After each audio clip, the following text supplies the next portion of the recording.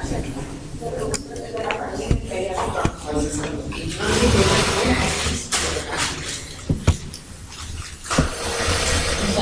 के लोगों से मैडम ने कहा 1:45 तक आप लोग आ जाएं ताकि वो अपनी कॉपीज भी चेक करें। तो आज हम डिस्कस करेंगे यम नचिकेता संवाद। ये कौन से उपनिषद में आया है? कठोपनिषद। और जो हम शांति पाठ हमेशा करते आ रहे हैं, जब से संस्कृत की क्लासेस हमने शुरू की हैं, वो शांति पाठ इसी उपनिषद का। पहली बात, इसको कठोपनिषद क्यों कहते हैं? यजुर्वेद के बारे में मैंने आपको बताया था। यजुर्वेद की 2 शाखाएं हैं, शुक्ल यजुर्वेद और कृष्ण यजुर्वेद। शुक्ल यजुर्वेद की फिर 2 शाखाएं हैं, कौन कौन सी हैं? काण्व और माध्यन्दिन। तो जो माध्यन्दिन शाखा है उसी का दूसरा नाम है वाजसनेयी शाखा। उस शुक्ल यजुर्वेद की माध्यन्दिन या वाजसनेयी शाखा का ये उपनिषद है। उसी में कठ शाखा कोई थी, आज नहीं मिल रही है वो, इसका नाम है कठ उपनिषद। तो कठ भी कहते हैं, काठक भी कहते हैं। कोई शाखा रही होगी जिसका नाम कठ या काठक है। ये उपनिषद शुक्ल यजुर्वेद की कठ शाखा से संबंधित है, इसीलिए इसका नाम कठोपनिषद है। जैसे कुछ उपनिषदों का नाम उनके पहले अक्षर से पड़ जाता है, केनोपनिषद। उसमें पहला शब्द क्या था? केन, इसलिए वो केनोपनिषद पड़ा। इसका नाम क्यों पड़ा? क्योंकि ये इस शाखा है। केनोपनिषद की शाखा कौन सी थी? याद है जिन लोगों ने केनोपनिषद पढ़ा है पिछले सत्र में, वो सामवेद की तलवकार शाखा का उपनिषद था और ये यजुर्वेद की कठ शाखा के उपनिषद है। उपनिषद शब्द कैसे बना है आपको बताया जा चुका है। उपसर्ग, निउपसर्ग, सद धातु। सद धातु के क्या क्या अर्थ होते हैं? लाभ अर्थ में उप, नि और एक्चुअली तो धातु है शद्री। फिर इसका ये चला जाता है और इसको स हो जाता है, तो सद धातु बन जाती है। सद के कई अर्थ होते हैं, लेकिन यहाँ पर जो सामान्य अर्थ है, क्योंकि अभी हम इस कक्षा में भाषा की चर्चा ज्यादा नहीं करेंगे, तो इसका अर्थ होता है बैठना। और भी कई अर्थ हैं, शंकराचार्य ने तो बहुत विस्तार से इसकी व्याख्या की है। उप माने समीप, नी माने नीचे, सद माने बैठना। अभी भी देखिए क्लास में टीचर का जो ये पेडेस्टल है ये थोड़ा हाई है, और स्टूडेंट्स, पहले जमाने में तो टीचर भी नीचे बैठते थे और स्टूडेंट भी नीचे बैठते थे, लेकिन हमेशा ये भारतीय शिक्षा पद्धति की विशेषता रही है कि टीचर और टॉट के बीच में जो हमने प्रार्थना की उसमें यही किया कि परस्पर हमारा सौहार्द बना रहे, और स्टूडेंट से ये उम्मीद की जाती थी कि वो टीचर का सम्मान करें, टीचर से उम्मीद की जाती थी कि वो उस सम्मान का पात्र बना रहे, वो इस लायक रहे कि स्टूडेंट उसका सम्मान करें। उपनिषदों में जैसा कि यम नचिकेता संवाद से पता चलता है कि यहाँ डायलॉग चले। आजकल की क्लास में तो लेक्चर मेथड चलता है, टीचर बोलता रहता है और स्टूडेंट सुनते रहते हैं, लेकिन आपने गीता में भी देखा है, वहाँ कृष्ण और अर्जुन का क्या है? संवाद। कृष्ण हर अध्याय के अंत में लिखा रहता है कृष्ण अर्जुन संवादे। तो dialogue was a very important method of teaching in ancient India. उपनिषदों में भी बहुत जगह पर हमें संवाद मिलते हैं, और संवाद की शुरुआत कौन करता है? टीचर नहीं करता, स्टूडेंट करता है। स्टूडेंट सवाल पूछता है और फिर टीचर उसको जवाब देता है। तो ये यम नचिकेता संवाद है। हर संवाद में एक टीचर होता है, एक टॉट होता है, एक प्रिसेप्टर होता है और एक डिसाइपल होता है, एक आचार्य होता है और एक अंतेवासी होता है। यहाँ यम आचार्य है। हम तो यम को समझते हैं जो मृत्यु के देवता हैं, वो भी हैं, लेकिन इस उपनिषद में वो मृत्यु के देवता नहीं, वो एक आचार्य बनकर, एक शिक्षक बनकर हमारे सामने आते हैं।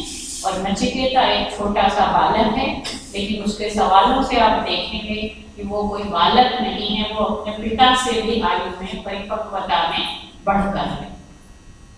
तो एक तो इसका शांति पाठ जो हम करते हैं वो आप सबको उसका अर्थ पता है, सहनाववतु, कि हम दोनों की साथ साथ रक्षा की जाए। सहनौ भुनक्तु, हम दोनों टीचर और जो स्टूडेंट है साथ साथ क्या करें, भोजन करें। सहनाववतु सहनौ भुनक्तु सह वीर्यं करवावहै, हम साथ साथ पराक्रम के काम भी करें। क्योंकि इस तरह air condition first class classroom में बैठ के पढ़ाई नहीं हो रही थी, जंगल में पेड़ के नीचे हो रही थी। वहां कभी भी कोई वाइल्ड एनिमल आ सकता है, तो हमें पराक्रम भी करना पड़ सकता है। उपनिषद और आत्मा का ज्ञान पढ़ते पढ़ते एकदम उठ के भागना पड़ेगा शेर को मारने के लिए या किसी भी हिंसक प्राणी को भगाने के लिए, ताकि हम अपनी रक्षा कर सकें। सह वीर्यं करवावहै तेजस्वी नव अधीतमस्तु, जो कुछ हम पढ़ रहे हैं केवल इंफॉर्मेशन के लिए नहीं है। We are just not storing and collecting information in our brain, but we are learning something new. किस लिए? For educating ourselves, for enriching ourselves. तो तेजस्वी नव अधीतम अस्तु, जो कुछ हम पढ़ रहे हैं may that be illuminating to both of us. और सबसे जरूरी है माँ विद्विषावहै। क्या होता है, टीचर जब पढ़ाता है उसके मन में ये आता है कि मुझे तो बहुत कुछ आता है और इन लोगों को कुछ नहीं आता है। वो आपकी क्लास में नहीं चल सकता, क्योंकि यहाँ तो डिफरेंट बैकग्राउंड्स के मैच्योर लोग हैं, हाईली एजुकेटेड एंड लर्निंग। लेकिन आम तौर पर क्लास में क्या होता है, टीचर ज्यादा ज्ञानी है और स्टूडेंट उसके मुकाबले कम ज्ञानी है। तो टीचर के मन में कभी ये भावना ना आ जाए कि इनको कुछ नहीं आता, स्टूडेंट के मन में कभी ये ना आ जाए कि ये अपने को बहुत समझते हैं। इसलिए प्रार्थना करते हैं माँ विद्विषावहै, हम परस्पर द्वेष न करें, हम परस्पर स्नेह और सौहार्द से, क्योंकि दोनों का लक्ष्य क्या है, दोनों का लक्ष्य है ज्ञान की प्राप्ति। तो इस प्रार्थना के साथ ये उपनिषद शुरू होता है। और मैंने ये टेक्स्ट आपको कल फॉरवर्ड कराई थी, आप सबने ले ली होगी। पहला जो इस उपनिषद के 2 अध्याय हैं और हर अध्याय में, अध्याय माने चैप्टर, 2 अध्याय हैं, 2 चैप्टर हैं और हर चैप्टर के फिर 3-3 सेक्शन हैं और उन तीनों सेक्शंस का नाम है वल्ली।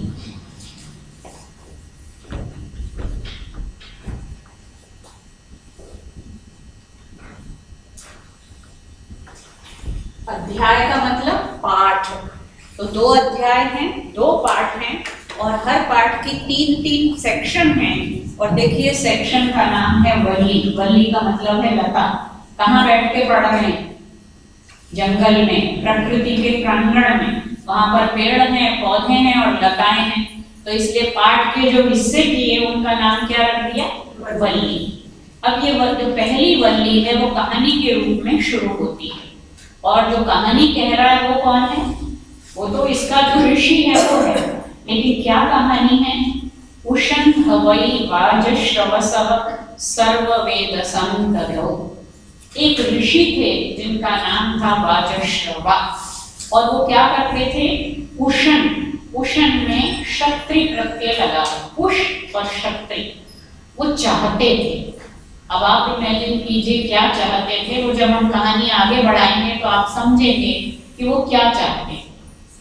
किसी व्याख्याकार ने लिखा मुक्ति चाहते थे, किसी ने लिखा है वो यश चाहते थे, क्योंकि वाजश्रवा जो नाम है उसमें वाज के 2 अर्थ होते हैं। वाज का एक अर्थ होता है अन्न और दूसरा अर्थ होता है यश। तो वो अन्न चाहते थे या यश चाहते थे या कि मुक्ति चाहते थे, कुछ तो चाहते थे। उष्ण, वो कुछ चाहते थे, लेकिन चाहने में होता क्या है? जब हम कुछ चाहते हैं तो हम उसे पाना चाहते हैं। उन्होंने क्या कर दिया? उल्टा कर दिया। उशन हवै वाजश्रवसः सर्ववेदसं ददौ। उनके पास जो भी कुछ था, सर्ववेदस यज्ञ का नाम है, उन्होंने एक यज्ञ किया, एक ऐसा अनुष्ठान किया जिसमें सब कुछ दे दिया जो कुछ उनके पास था। वो किसी कामना से कर रहे हैं। हर यज्ञ की अलग अलग फलश्रुति होती है, आप जानते हैं पुत्रेष्टि यज्ञ दशरथ ने किया था, किस लिए? संतान प्राप्ति के लिए, वृष्टि के लिए यज्ञ होता है, और ज्यादा वृष्टि हो जाए तो अनावृष्टि के लिए यज्ञ होता है। वाजश्रवा क्यों कर रहे हैं? किसी कामना से। सर्ववेदसम, सर्ववेदस यज्ञ को ददौ, दे दिया, चाहते हैं पाना और किया क्या? दे दिया। तो पाने का तरीका क्या है उपनिषद के अनुसार? बटोरना नहीं है, अभी तो जो कुछ है वो दे दो। पहले बर्तन खाली होगा तभी तो उसमें कुछ भरेंगे ना, पहले से ही सब कुछ भरा हुआ है तो फिर कहाँ डालेंगे? अब कुछ नई चीज पानी है तो पहले उसमें से सारी नेगेटिविटी निकालनी है। अब वो वाजश्रवा निकाल पाए या नहीं वो हम अभी देखेंगे। तस्य व नचिकेता नाम पुत्र आस, उसका नचिकेता नाम का एक पुत्र था। अब जरा ये दो नाम देखिए, वाजश्रवा और नचिकेता।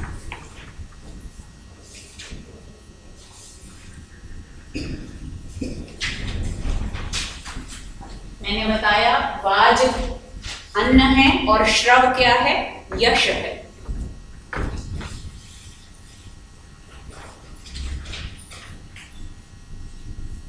और नचिकेता क्या है?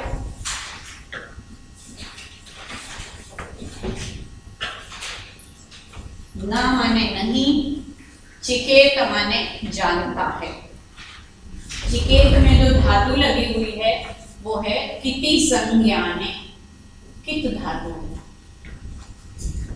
क्या हम में से हर कोई नचिकेता नहीं है? हम लोग सबको जानते हैं? नहीं जानते, लेकिन फिर भी हम नचिकेता नहीं बन पाते। क्यों? बर्तन भरा हुआ। क्योंकि हम नहीं जानते फिर भी समझते हैं कि हम बहुत कुछ जानते हैं। ऐसा कोई बिरला होता है जो नहीं जानता और जानता है कि वो कुछ नहीं जानता, ऐसा है वो नचिकेता। नचिकेता, कित का मतलब है समझना, संज्ञान। वो जानता नहीं है लेकिन जानना चाहता। हम जानते नहीं हैं और जानना भी चाहते हैं लेकिन जान नहीं पाते, क्योंकि हम ये समझते हैं, हम ये मानते हैं कि हमें तो सब कुछ आता है। तो दोनों नामों को देखिए। वाजश्रवा वो कहने को ऋषि है, लेकिन उसकी दोनों कामनाएं अभी हमने दी, ऐषणाएं होती हैं उपनिषदों में, उनकी भी चर्चा आती है। उत्तैषणा, वित्तैषणा और रूपैषणा उपनिषद में आई है। 3 प्रकार की डिजायर्स होती हैं। कौन कौन सी? पहली पुत्रैषणा, संतान की इच्छा। वाजश्रवा के पास पुत्र है तो उनकी पुत्रैषणा पूरी हो चुकी है। लेकिन वित्तैषणा, उनके पास बहुत धन है तभी तो सर्ववेदस यज्ञ कर रहे हैं, लेकिन उनकी वित्तैषणा शांत नहीं हुई। तीसरी लोकैषणा, कि मेरा लोक में नाम हो, I should be well known, I should be popular amongst many people. ये भावना भी उनकी तृप्त नहीं हुई है, क्योंकि वो पाखंड कर रहे हैं, वो ढोंग कर रहे हैं। किसका प्रचार? तो कर रहे हैं कि मैंने सर्ववेदस यज्ञ कर दिया, मैं सब कुछ दे रहा हूं। अगर किसी को सब कुछ देना है तो क्या प्रचार करके देना चाहिए? लाउड स्पीकर लगा के अनाउंस करना है कि मैं सब कुछ दे रहा हूं? होता है आजकल, यही तो हो रहा है। फाउंडेशन बनाई जाती है, चैरिटी होती है, चैरिटी विद पब्लिसिटी। लेकिन हमारे यहाँ सबसे ज्यादा महत्व किसे दिया गया है? दान किया जाए। तो अगर ये हाथ दान कर रहा है तो इस हाथ को पता नहीं चलना चाहिए कि क्या दिया, किसको दिया। वो दान सर्वोत्तम दान है।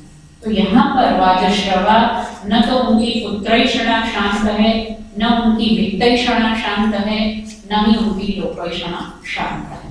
लेकिन नचिकेता उन्हीं का पुत्र है। और जेनेटिक साइंस के मुताबिक आजकल तो हम क्या जानते हैं? जैसा पिता वैसा पुत्र। लेकिन जेनेटिक से परे भी कुछ है जिसे हम संस्कार कहते हैं। तो संस्कार अपने अपने जीव के पूर्व जन्मों से संचित होते हैं।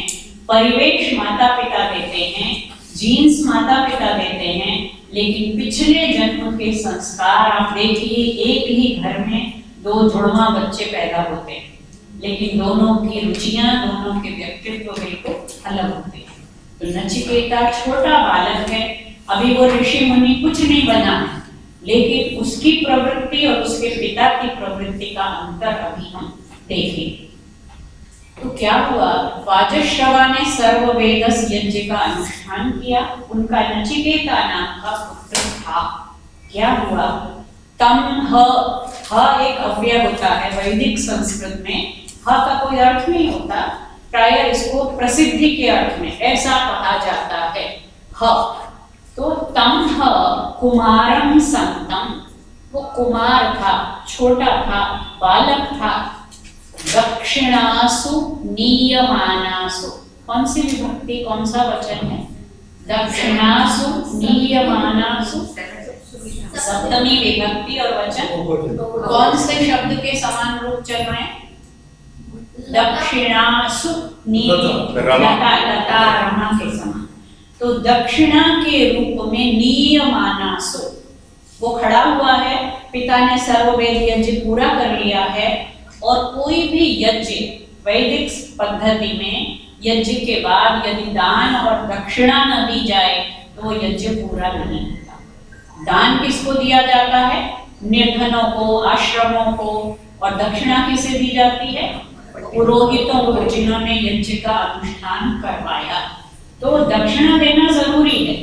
अब दक्षिणा के रूप में कौन चली जा रही है, दक्षिणासु नीयमानासु, गिनाया नहीं है, नाम नहीं लिया कौन किनको ले जा रहे हैं, लेकिन आगे हम समझ जाएंगे। जब वो गायें ले जाई जा रही थी तब क्या हुआ, श्रद्धा आविवेश, उस बच्चे के मन में श्रद्धा आ गई। हम श्रद्धा को क्या समझते हैं आजकल, श्रद्धा का मतलब क्या है,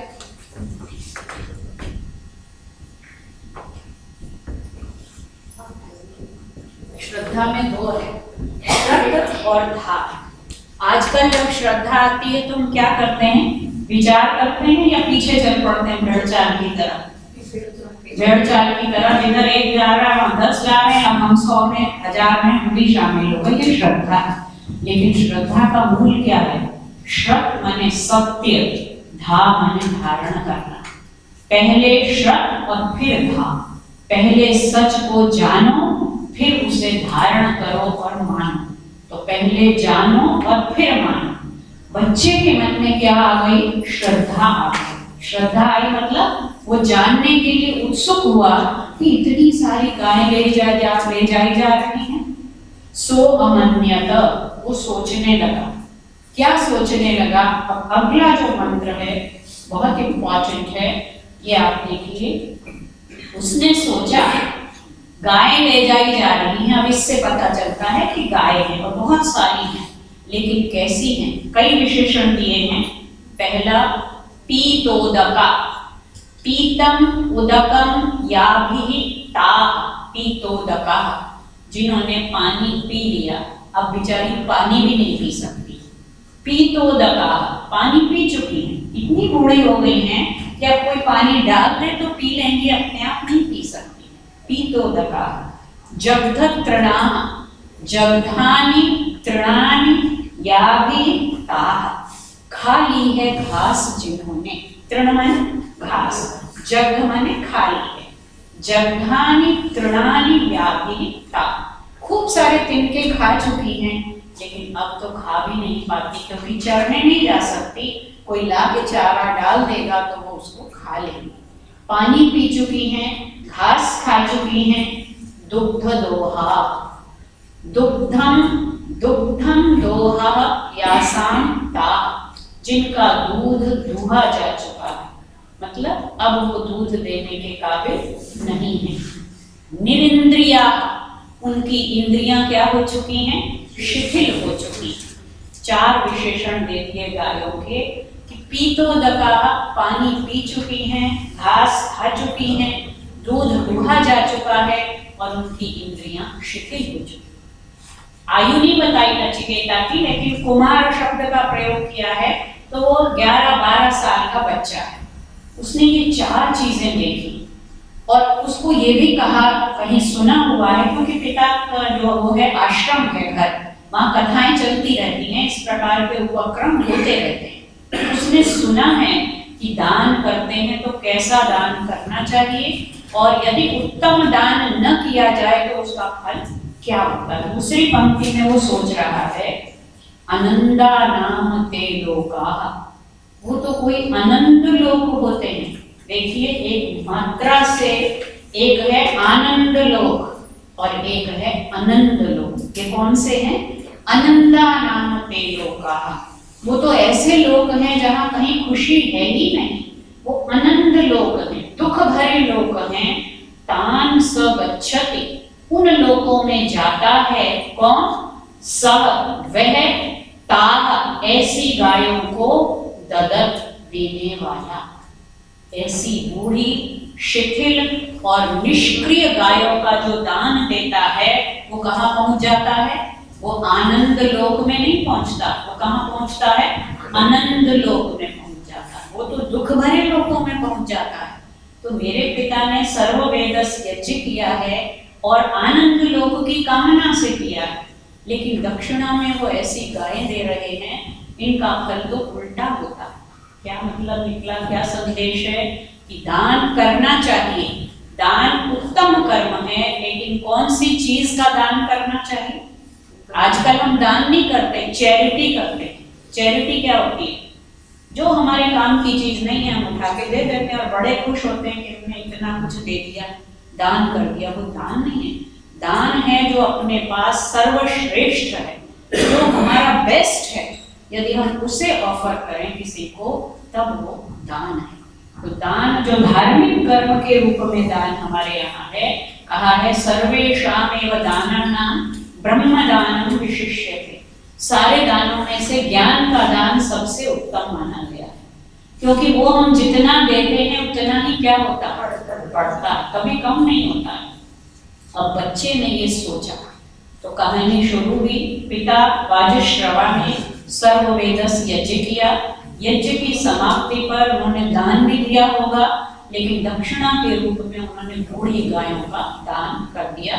और जो पुरोहित थे वो बूढ़ी गाय, सारे उपनिषदों में अगर आप पढ़ेंगे तो गायों का बहुत महत्व है। उस समय गाय को धन के रूप में माना जाता था, गोधन कहते थे। दोहा भी आपने सुना होगा, गोधन गजधन बाजधन और रतन धन खान, जब आवे संतोष धन सब धन भूरि समान। तो सबसे पहला है गोधन। तो गायों का दान सबसे उत्तम माना गया है, लेकिन ऐसी गायों का दान कोई फल देने वाला नहीं। अब वो बच्चा है, भोला भी है। सह उवाच पितरम, उसने अपने पिता से कहा, कस्मै माम दास्यति इति।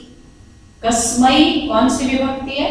चतुर्थी विभक्ति। शब्द कौन सा है? किम।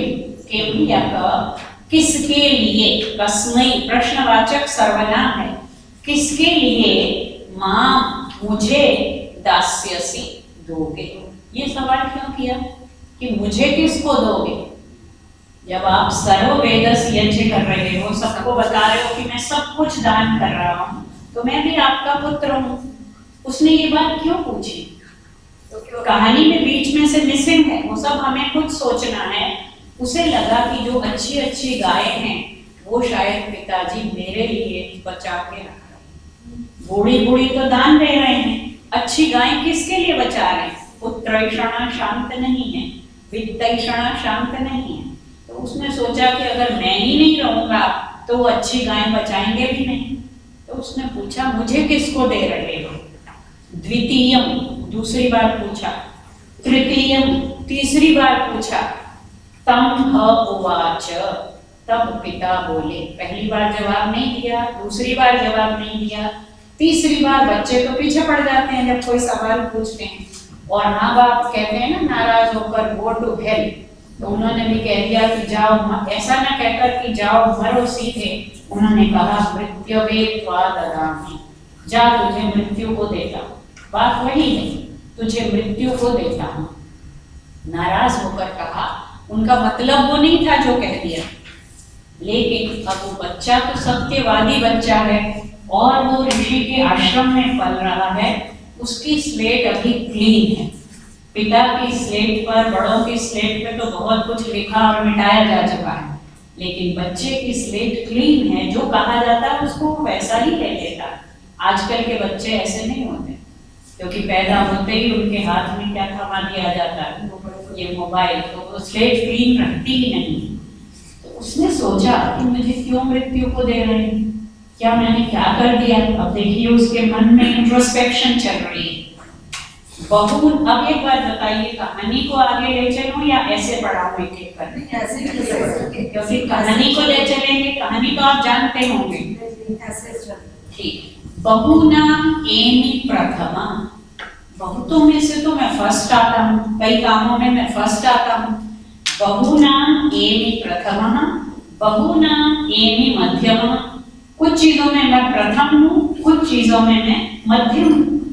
तो किम स्वित यमस्य कर्तव्य, यम का ऐसा क्या काम है, यन मया अद्य करिष्ये, यम को ऐसी क्या जरूरत है, ऐसा क्या काम है जो मुझसे वो पूरा करेगा। पिताजी मुझे यम के पास भेज रहे हैं, मृत्यु के पास भेज रहे हैं, तो मेरा ऐसा क्या योगदान है, मैं क्या कर पाऊंगा यम के लिए। फिर कहता है, मैं कभी पीछे देखता हूँ, कभी आगे, मतलब मन में सोच रहा है।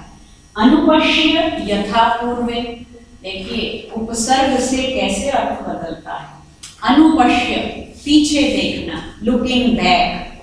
प्रतिपश्य तथा परे, प्रतिपश्य काउंटर, दूसरी तरफ देखता हूँ, पीछे देखता हूँ तो कुछ और है, और आगे देखता हूँ तो कुछ और है।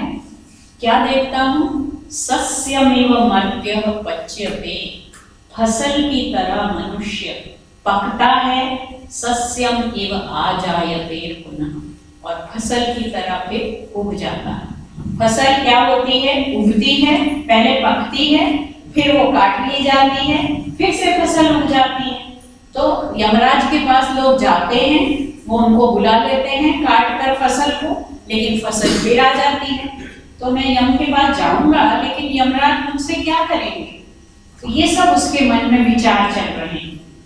अब बीच का पोर्शन मिसिंग है, आगे आता है, ये हमें कल्पना करनी पड़ती है अपने आप कि वो पहुंच गया यम के घर, क्योंकि वो बालक सत्यवादी है, जो कहा बिल्कुल उसको पकड़ लिया। न तो यमराज की कोई फिजिकल प्रेजेंस है, न उनका कोई घर है, अगर है भी तो किसी को पता नहीं कि वहां कैसे पहुंचना, वो तो वही पहुंचाते हैं, पहुंचकर फिर वहां से वापस नहीं आता कोई। लेकिन ये तो कहानी है, यहाँ यम केवल मृत्यु के देवता नहीं है, वो आचार्य भी, और आचार्य से बढ़कर यमराज एक गृहस्थी है। उपनिषदों की एक खूबी ये है कि इनमें जो आचार्य होते हैं वो हाउस होल्डर होते हैं, वो ब्राह्मण नहीं हैं, लेकिन वो गृहस्थ है, तो उनका परिवार है। आप देख रहे वाजश्रवा का पुत्र है, तो वो गृहस्थ है। यमराज भी एक गृहस्थ है। अब बालक यमराज के घर पहुंचा और पता चला कि यमराज घर पर नहीं। यमराज कहाँ घर पर मिलेंगे, इतना उनके जैसा किसी तो कोई है ही नहीं, हर पल उनको पता नहीं कितने लोगों को साथ ले जाना होता है, तो वो नहीं थे। 3 दिन और 3 रात बीत गई, यमराज घर पर नहीं आए। अब उस समय कोई मोबाइल और इंटरनेट तो था नहीं, इसलिए बच्चा बैठा था, उसकी सेवा सत्कार, यमराज का घर है, सब कुछ उसे ऑफर किया गया, लेकिन उसने पानी भी नहीं लिया। क्यों नहीं लिया होगा, क्या सोचते हैं आप? आचार्य से पूछना है इसलिए नहीं, अब वो अपना मास्टर नहीं है, now he has been given to somebody, तो वो दान में दिया जा चुका है। तो now the master is absent, जब तक मास्टर नहीं आएगा, वो जैसा आया था दान में कोई वो नहीं, हेरा फेरी नहीं होनी चाहिए।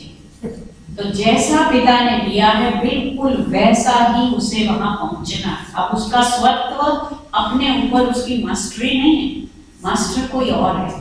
तो बिल्कुल उसने एक तिनका न खाया, न एक बूंद पानी पिया। यमराज आए, तो यमराज के घर भी एक पुरोहित जी हैं, पंडित जी हैं, उनको समझाने वाले, क्योंकि यमराज गृहस्थ हैं। उन्होंने कहा जो अगला मंत्र है वो यमराज से कोई कह रहा है। कौन कह रहा है? उनका जो आचार्य है, वो कहता है वैश्वानरः प्रविशति अतिथि ब्राह्मणो गृहान। वैश्वानर किसको कहते हैं? वैश्वानर, किसी ने सुना है? अग्नि का नाम है जी। वैश्वानर अग्नि का नाम है। क्यों? अग्नि के तो बहुत सारे नाम हैं, यहाँ वैश्वानर क्यों कहा? देखिए संस्कृत की ये खूबी है कि हर शब्द का कुछ खास अर्थ है। यहाँ जातवेदा लगा सकते थे, पावक लगा सकते थे, शोची लगा सकते थे, अर्ची लगा सकते थे, लेकिन नहीं, क्या लगाया? वैश्वानर। विश्वानरान नयति स वैश्वानर। हम सबके भीतर एक अग्नि है, जो सबके भीतर अग्नि है उसी का नाम क्या है? वैश्वानर। इसीलिए हम में जो तेज है, जो लस्टर है, वो कहाँ से आया है? जो एनर्जी है, जो ऊर्जा है, हर व्यक्ति में ऊर्जा और एनर्जी है, वो कहाँ से आई है? अग्नि से आई है। वही वैश्वानर अग्नि। वैश्वानरः प्रविशति। जब कोई वैश्वानर प्रवेश करता है कहाँ? अतिथि के रूप में। और कहाँ? कैसा अतिथि? अतिथि भी कोई साधारण नहीं, ब्राह्मण अतिथि। और ब्राह्मण का मतलब यहाँ पर वो नहीं है जो ब्राह्मण के कुल में पैदा हुआ है। ब्राह्मण माने जो, मैं पहले बता चुकी हूँ, ब्राह्मण ग्रंथों के संदर्भ में ब्राह्मण ग्रंथों को ब्राह्मण क्यों कहते हैं? ब्रह्म का अर्थ क्या है? ज्ञान। ब्रह्म का अर्थ है ज्ञान। तो जो ज्ञानी व्यक्ति है वही ब्राह्मण है। वैश्वानरः प्रविशति। वैश्वानर अग्नि के रूप में प्रवेश करता है एक अतिथि। कैसा अतिथि? तेजस्वी ब्रह्म ज्ञानी अतिथि। गृहान, हमारे घरों में। किसके घरों में? गृहस्थों के घर में। गृहस्थों के घर जब कोई अतिथि आता है तो उनका तो ये फर्ज है कि वो उसका सत्कार करें, वो कोई भी धर्म का हो, कोई भी जाति का। लेकिन यदि वो अतिथि तेजस्वी है, ब्रह्म ज्ञानी है, तब तो वो वैश्वानर के रूप में आया है, वो अग्नि के रूप में आया। अग्नि के कई अर्थ यहाँ पर ध्वनित हो रहे हैं, संकेतित हो रहे हैं। क्या? अग्नि जला भी सकता है। दुर्वासा ऋषि कहीं जाते हैं, शकुंतला को एक बार पुकारते हैं अतिथि के रूप में, शकुंतला नहीं सुनती तो क्या कर देते हैं? श्राप दे देते हैं। तो वैश्वानर है, उसमें जलाने की भी शक्ति है। और अगर वो अतिथि ब्रह्म ज्ञानी है तब तो आप गृहस्थों को उसका और क्या करना चाहिए? सम्मान करना चाहिए। इसलिए तस्य एताम शांतिम कुर्वन्ति। ऐसे वैश्वानर अतिथि की क्या करनी चाहिए? शांति करनी चाहिए, उसे प्रसन्न करना चाहिए। हर वैवस्वत उदगम। हे वैवस्वत, यमराज का नाम है, संबोधन किया जा रहा है। हे वैवस्वत। वैवस्वत क्यों कहा? क्योंकि वो विवस्वान के पुत्र हैं। विवस्वान कौन है? सूर्य। यम जो है सूर्य के पुत्र हैं। हे वैवस्वत उदकम, हर पानी ले आओ। पानी लाकर क्या करो? इस ब्राह्मण अतिथि को शांत करो। जब अतिथि घर में आता है, अभी भी हम पानी देते हैं, ये भारतीय परंपरा रही है। आजकल कांच के गिलास में पानी देते हैं, पहले घर से बाहर ही पैर धुलाए जाते थे। पादोदक पहले दिया जाता था और फिर उसके बाद अर्घ्य दिया जाता था पीने के लिए अलग से। तो यहाँ पादोदक की बात नहीं है, उदक की बात है कि हे वैवस्वत, हे यमराज, हे सूर्य पुत्र, उन्हें भी दिलाया जा रहा है कि तुम कोई साधारण नहीं हो। तुम्हारा कुल कैसा है? सूर्य के वंश में तुम उत्पन्न हुए हो, तुम्हारे कुल में अतिथि सत्कार की परंपरा है। जाओ पानी लेकर आओ और इस अतिथि को शांत करो। तो गृहस्थों के लिए भी शिक्षा है। 5 महायज्ञ बताए गए हैं गृहस्थों के लिए। उनमें 5 जो है, ब्रह्म यज्ञ है, देव यज्ञ है, अतिथि यज्ञ है, भूत यज्ञ है और बलिवैश्व देवी यज्ञ है। इस पहले अध्याय की पहली वल्ली में 5 यज्ञों की बात आपको मिलेगी। अभी अभी जो यज्ञ किया है वाजश्रवा ने, वो क्या था? वो देव यज्ञ है। और जो दक्षिणा के रूप में गायें दी, उन गायों के बारे में नचिकेता सोच रहा है, ये उसका बलिवैश्व देव यज्ञ है कि वो प्राणियों के बारे में, केवल मनुष्यों के लिए नहीं, पशु पक्षियों और अन्य प्राणियों के बारे में भी सोचना, ये बलिवैश्व देव यज्ञ है। और ब्रह्म यज्ञ तो पूरा उपनिषद है, क्योंकि ब्रह्म यानी ज्ञान के बारे में चर्चा करना। और अभी जो बात चल रही है वो है अतिथि यज्ञ, और थोड़ी देर बाद हम देखेंगे पितृयज्ञ। अब उदक लाने गए यमराज और उनको समझाया जा रहा है। अगला मंत्र और भी खूबसूरत है, इसमें अतिथि सत्कार की महिमा बताई गई है। आजकल घर में अतिथि का आना मुसीबत का आना माना करता है ना, ऐसा ही है। अतिथि मतलब जो बिना बताया जाए, अपॉइंटमेंट से हम बुलाते हैं, हम भी जाते हैं क्योंकि हमें अपना काम निकालना है, उसे अपना काम ये हमारा आतिथ्य नहीं है। आतिथ्य अतिथि जिसकी कोई तिथि ही नहीं, जैसे नचिकेता पहुंचा है यमराज के पास बिना बताए, जो अकस्मात आ जाए उसका सत्कार करना, ये अतिथि यज्ञ है। 8 चीजें बताई कि उसकी 8 चीजें नष्ट हो जाती हैं जिसके घर में अतिथि बिना खाए पिए रहता है। और तुम्हारे घर में 3 दिन से वैश्वानर ब्राह्मण बटु, वो बच्चा है, ये तीसरी बात। पहला वो वैश्वानर है, दूसरा वो कैसा अतिथि है, ब्राह्मण अतिथि है, ब्रह्मज्ञानी है, और तीसरा वो बालक है, 3 दिन से भूखा प्यासा बैठा है। तो सब कुछ नष्ट हो जाता। क्या क्या? आशा प्रतीक्षे, द्विवचन है, लता लते, रमा रमे, आशा प्रतीक्षे। आशा भी नष्ट हो जाती है, प्रतीक्षा भी नष्ट हो जाती है। आशा क्या होती है? जब किसी चीज को पाने की एक हमें निश्चित वो रहती है तो आशा है। प्रतीक्षा, जब हम कुछ पाना चाहते हैं लेकिन निश्चय नहीं है, हम प्रतीक्षा ही करते रह जाते हैं, तो आशा भी नष्ट हो जाती है, प्रतीक्षा नष्ट हो जाती है। संगतम, सत्संगति जिसे सत्संग कहते हैं, वो संगति का फल नष्ट हो जाता है। सुनृता, मीठी वाणी, मीठी और सच्ची वाणी को संस्कृत में क्या कहते हैं? सुनृता, वो भी नष्ट हो जाती है। और इष्टापूर्ते, इष्ट माने यज्ञ याग, जो वेद में कहे गए हैं उनका फल भी नष्ट हो जाता है। आपूर्त, जो धर्मशास्त्रों में स्मृतियों में कर्म बताए गए हैं, जैसे धर्मशाला बनवा दी, प्याऊ लगवा दिया, पेड़ों को लगा दिया, ये सब आपूर्त कर्म कहे जाते हैं। कुछ कर्म इष्ट होते हैं जो यज्ञ के रूप में, आपूर्त माने जो सोशल वेलफेयर के काम हैं, वो सब का फल नष्ट हो जाता है। पुत्र और पशु, ये सब नष्ट। कितनी चीजें हो गई? आशा, प्रतीक्षा, संगति, सुनृता, इष्ट, आपूर्त, पुत्र और पशु। अगर किसी ने कालिदास का रघुवंश पढ़ा हो, ना भी पढ़ा हो, तो मैं बताती हूँ कि उसके पहले सर्ग की जो कहानी है, राम के पूर्वजों की कहानी है, वहां पर रघु से शुरू होती है। तो रघु के पिता थे अज, अज के पिता थे दिलीप। दिलीप ने कभी किसी समय कामधेनु गाय का क्या कर दिया था?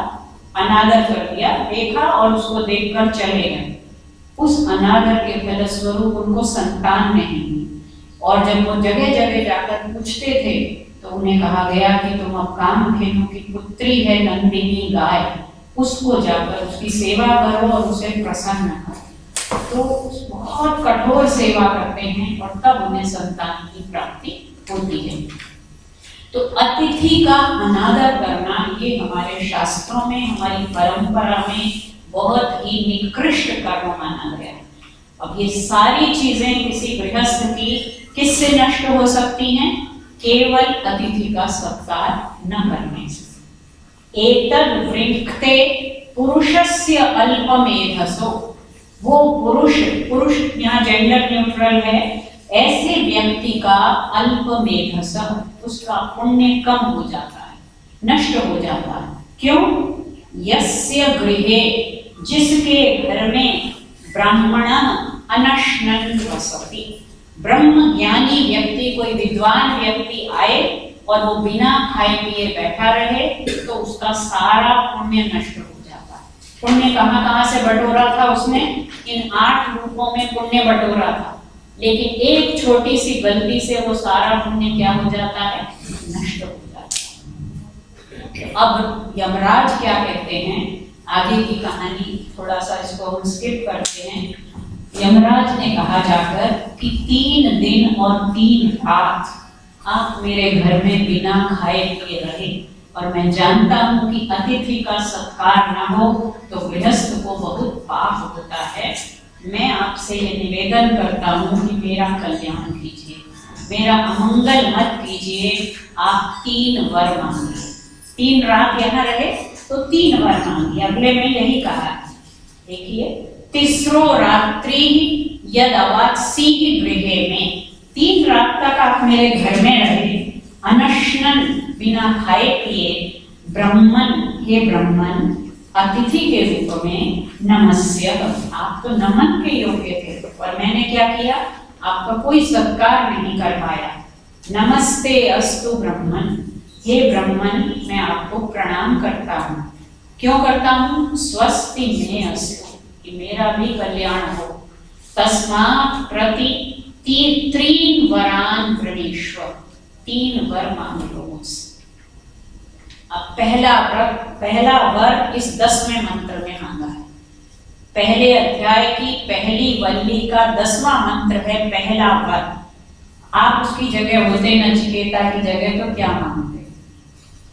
यमराज सामने खड़े हैं, हम क्या मांगते बताइए?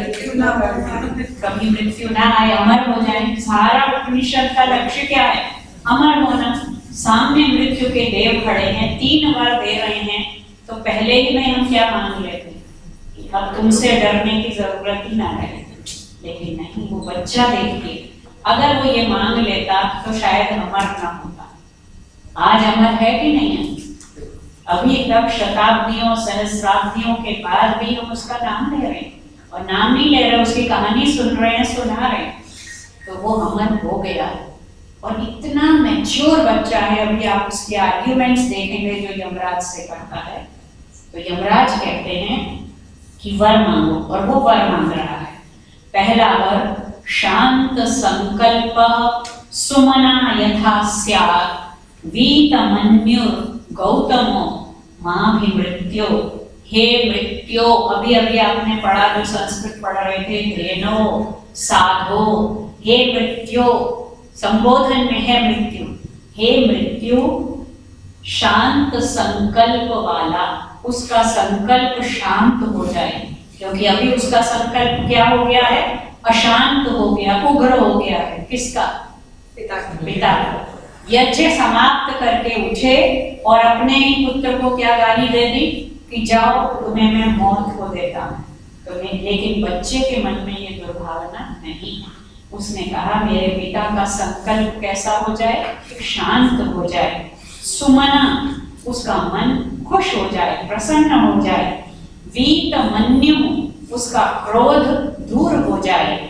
ऐसा गौतम, वो गौतम वंश है उसका, वो महर्षि गौतम के वंश का है जो वाजश्रवा है।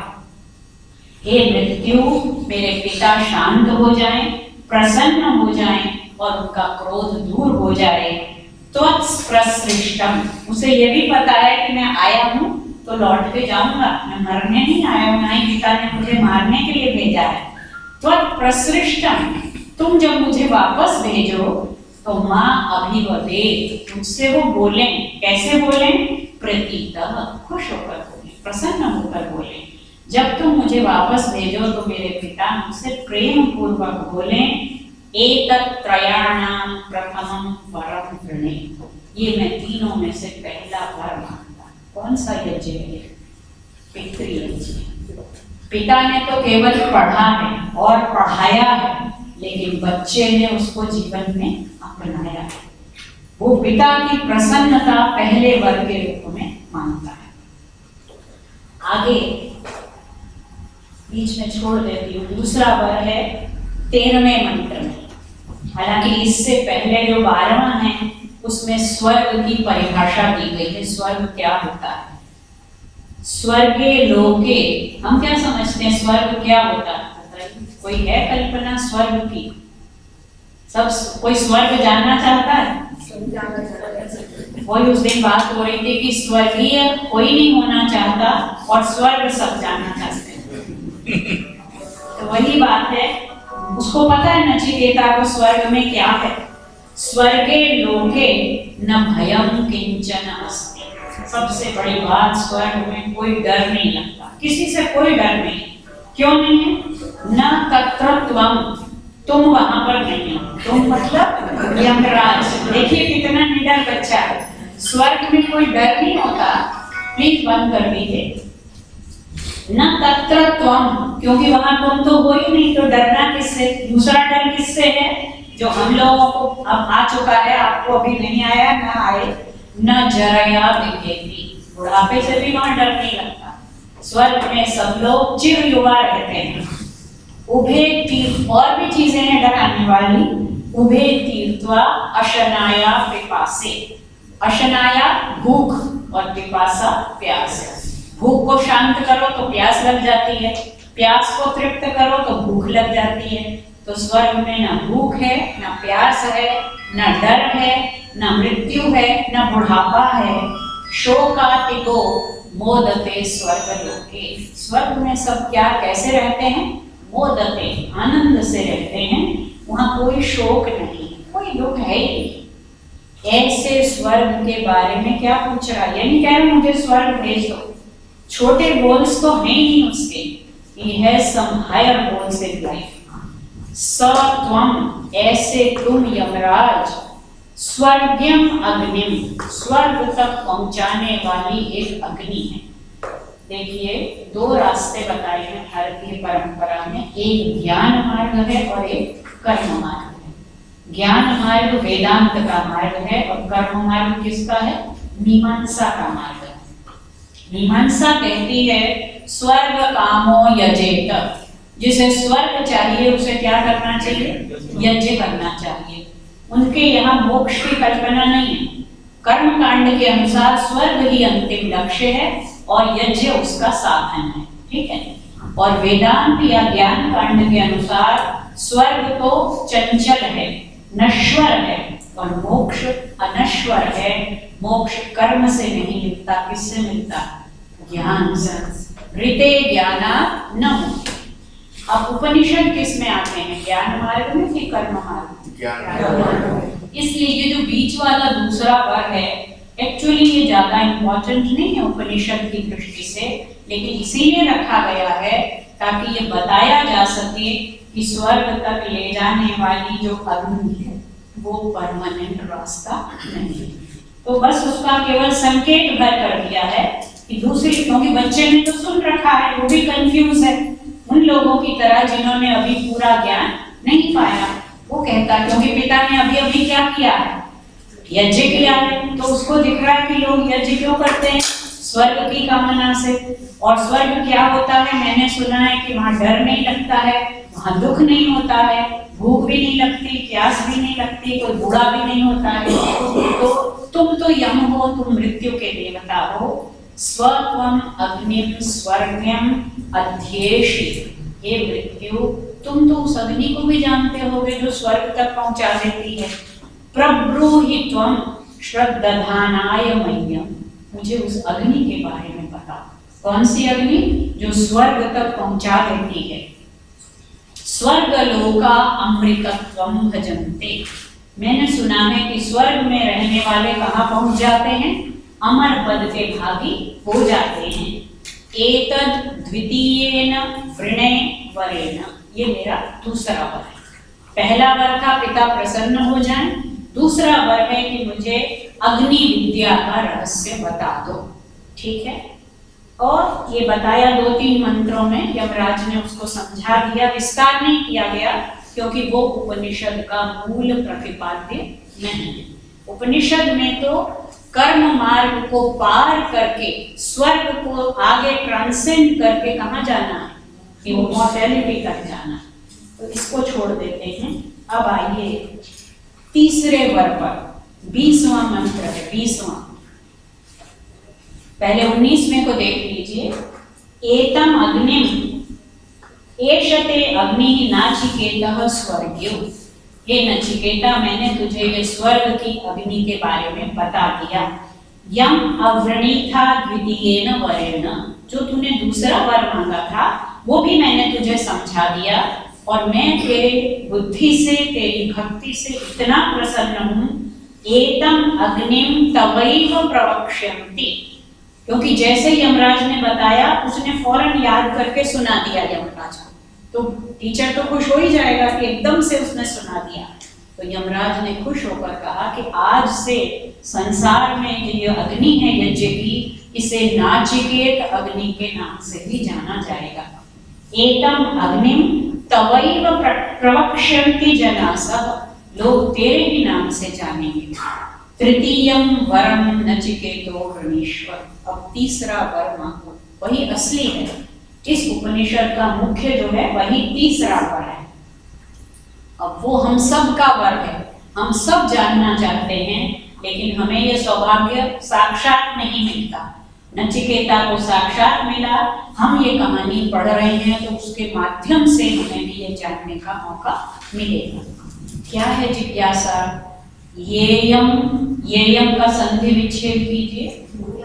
या इयम, या माने जो, इयम माने ये। इयम में कौन सा लिंग है? लिंग। या में भी वही है, इयम में भी वही है। स्त्रीलिंग। या, का, लता, रमा, इयम में भी वही है। या इयम, जो ये है। आगे क्या है? विचिकित्सा, इसका विशेषण है या और इयम। विचिकित्सा माने वही धातु है जो नचिकेता में थी। चिकित, चिकित माने जानने की इच्छा। विचिकित्सा जैसे जिज्ञासा, पिपासा, जिसमें भी ये सन प्रत्यय लगता है उसका मतलब इच्छा। तो विचिकित्सा जानने की इच्छा। किस बारे में? प्रेते। प्रेत किसे कहते हैं? हम तो भूत प्रेत जानते हैं, लेकिन कभी संस्कृत नहीं पढ़ी, इसलिए आपको पता नहीं कि भूत प्रेत क्या होता है। भूत माने जो हो चुका, प्रेत प्र-ई-त, प्र माने उपसर्ग है, अच्छी तरह से, ई माने जा चुका है, जो यहाँ से चला गया है, दूर चला गया है, वो प्रेत है। जो हम लोग बैठे हैं, हम सब तो अभी जीवित हैं, लेकिन कुछ हमारे रिश्तेदार, कुछ हमारे पूर्वज सब क्या हो चुके हैं? जा चुके हैं। वे सब प्रेत हैं। हमने उस भूत प्रेत को गलत अर्थ में ले लिया, लेकिन उसका शब्दार्थ क्या है? जो दूर जा चुके हैं। तो ये प्रेते विचिकित्सा, जो ये मरे हुए लोगों के प्रति जिज्ञासा है। क्या जिज्ञासा है? मनुष्य। किसमें जिज्ञासा है? मनुष्य में, क्योंकि पशुओं में तो जिज्ञासा होती नहीं। मनुष्यों में ये प्रेते विचिकित्सा, अस्तित्व के नास्तित्व के। कुछ लोग तो कहते हैं कि मृत्यु के बाद रहता है, और कुछ कहते हैं कि कुछ नहीं रहता। जो कहते हैं अस्ति इति, वो कौन है? आस्तिक। जो कहते हैं नास्ति इति, वो कौन है? नास्तिक। तो आस्तिक और नास्तिक का आधार ईश्वर भी हो सकता है, आस्तिक और नास्तिक का आधार आत्मा की नित्यता भी हो सकती है। कुछ लोग कहते हैं मृत्यु के बाद भी कुछ रहता है। क्या रहता है? शरीर तो हमारे सामने, हम खुद उसका दाह संस्कार करते हैं, वो तो चला गया, नष्ट हो गया, फिर क्या रह जाता? आत्मा। कुछ लोग कहते हैं कि मृत्यु के बाद भी वो रहता है। कौन? आत्मा। और कुछ कहते हैं कि नहीं रहता। कौन कहते हैं नहीं रहता? उस जमाने में भी कौन थे? चारवाक थे। चारवाक थे जो कहते हैं, जैन और बुद्धिस्ट तब तक शायद नहीं आए थे, लेकिन चारवाक तो तब भी थे, जो कहते हैं मरणम एव अपवर्गः, कि मरना ही मोक्ष है। इसलिए अभी जितना खाना है, पीना है, जो आज की दुनिया में चल रहा है, चारवाक हमेशा रहते हैं। वो कहते हैं यावत् जीवेत सुखम जीवेत, ऋणम कृत्वा ऋतम पिबेत। चारवाक का वो क्या है? धातु धातु है, धातु नहीं, दो शब्द है। चारु वाक, चारु माने मीठी सुंदर, वाक माने वाणी, जो सबको अच्छी लगती है। अगर कोई आपसे कहे, माता पिता कहे नहीं जाना, यहाँ क्लब में नहीं जाना, पार्टी में नहीं जाना, और फ्रेंड क्या कहता है? अरे छोड़ यार माँ बाप को, चल एंजॉय करते हैं, तो कौन सी वाणी चारु है? फ्रेंड की कि माता पिता की? तो चारु बात तो हमेशा रहती है। वो कहते हैं कि ये जो शरीर है यही सब कुछ है। तो तो hedonistic philosophy is always there. एक तरफ प्रोहिबिशंस हैं और दूसरी तरफ ये कह रहे हैं कि कोई चीज की फिक्र मत करो जब तक जी। बस एक अच्छी बात है कि पुराने चारवाक तो कर्जा लेके घी पीने की बात करते थे, आज के चारवाक कुछ और पिलाते हैं जिससे समाज में तरह तरह के दुष्कर्म हैं। तो घी पिएंगे तो सेहत ही बनती होगी, घी हजम कर पाते होंगे तभी तो पीते होंगे। आज तो घी खा भी नहीं पाते हैं तो कुछ लोग कहते हैं कि है मरने के बाद और कुछ कहते हैं कि नहीं है। एतद् विद्याम् अनुशिष्टः त्वया, तुम्हारे द्वारा समझाया गया मैं ये जानना चाहता हूँ। वराणाम एष वरः तृतीयः, यही मेरा तीसरा वर है।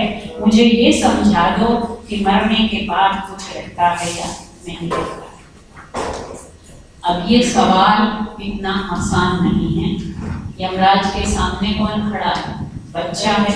तो यमराज चाहते हैं कि किसी तरह इसको क्या कर दिया जाए, टाल दिया जाए। जैसे बच्चे माँ बाप से, बड़ों से कुछ ऐसे अजीब अजीब सवाल पूछते हैं और बड़े सोचते हैं अभी इसको कहाँ समझ आएगा, तो वो उसको डाइवर्ट कर देते हैं। यमराज भी उसे बहुत सारी चीजों का लालच दे रहे हैं। अगले कुछ मंत्रों में यमराज कहते हैं ये सवाल इतना आसान नहीं है, न पूछने वाला न समझाने वाला, ये सुलभ नहीं है। और बड़े बड़े लोगों ने समझाने की चेष्टा की, न वो समझ पाए न समझा पाए। तो उन्होंने कहा कि तुम कुछ और मान लो। बच्चा कहता है वक्ता चास्य त्वादृक् अन्यो न लभ्यः, तुम ठीक कह रहे हो कि है बहुत मुश्किल समझना और समझाना, लेकिन तुम्हारे जैसा जवाब देने वाला तो फिर मिलेगा नहीं, और तुम ही इसका जवाब दे सकते हो। नान्यो वरः तुल्य एतस्य कश्चित्, इसलिए मेरा तो कोई दूसरा वर नहीं है। फिर यमराज कहते हैं शतायुषः, 100 साल की उम्र ले लो। किंकी पुत्र पौत्रान, तुम्हारे पुत्र और पौत्र 100 साल तक जिएंगे। बहून पशून, बहुत सारे पशु ले लो। हस्ती, हाथी ले लो। हिरण्य, सोना ले लो। अश्वान, घोड़े ले लो।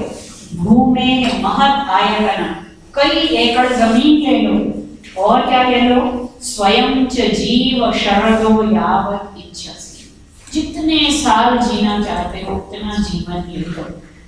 एतत् तुल्यम यदि मन्यसे वरम, और क्या ले लो? वृणीष्व वित्तम, पैसा भी ले लो।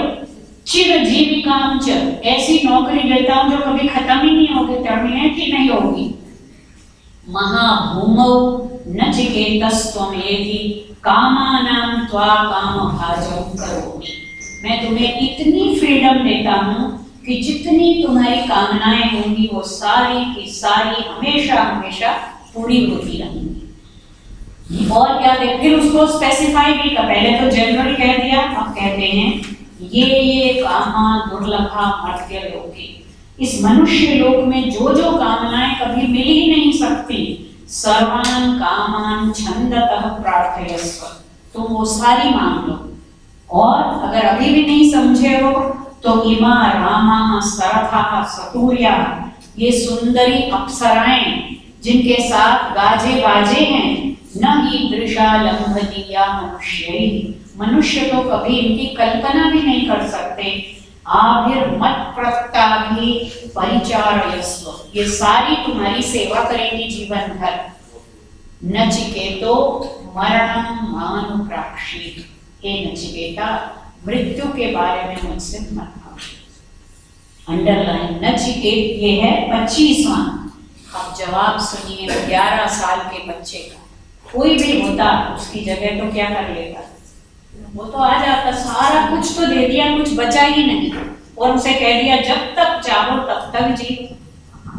बच्चा कहता है, ये जो शब्द आया है श्वो भावा मर्त्यस्य यदंत कैत, बहुत अच्छा शब्द है।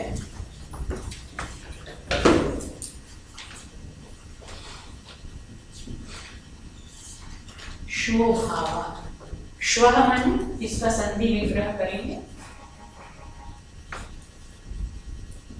ये दोनों तरह से हो सकता है।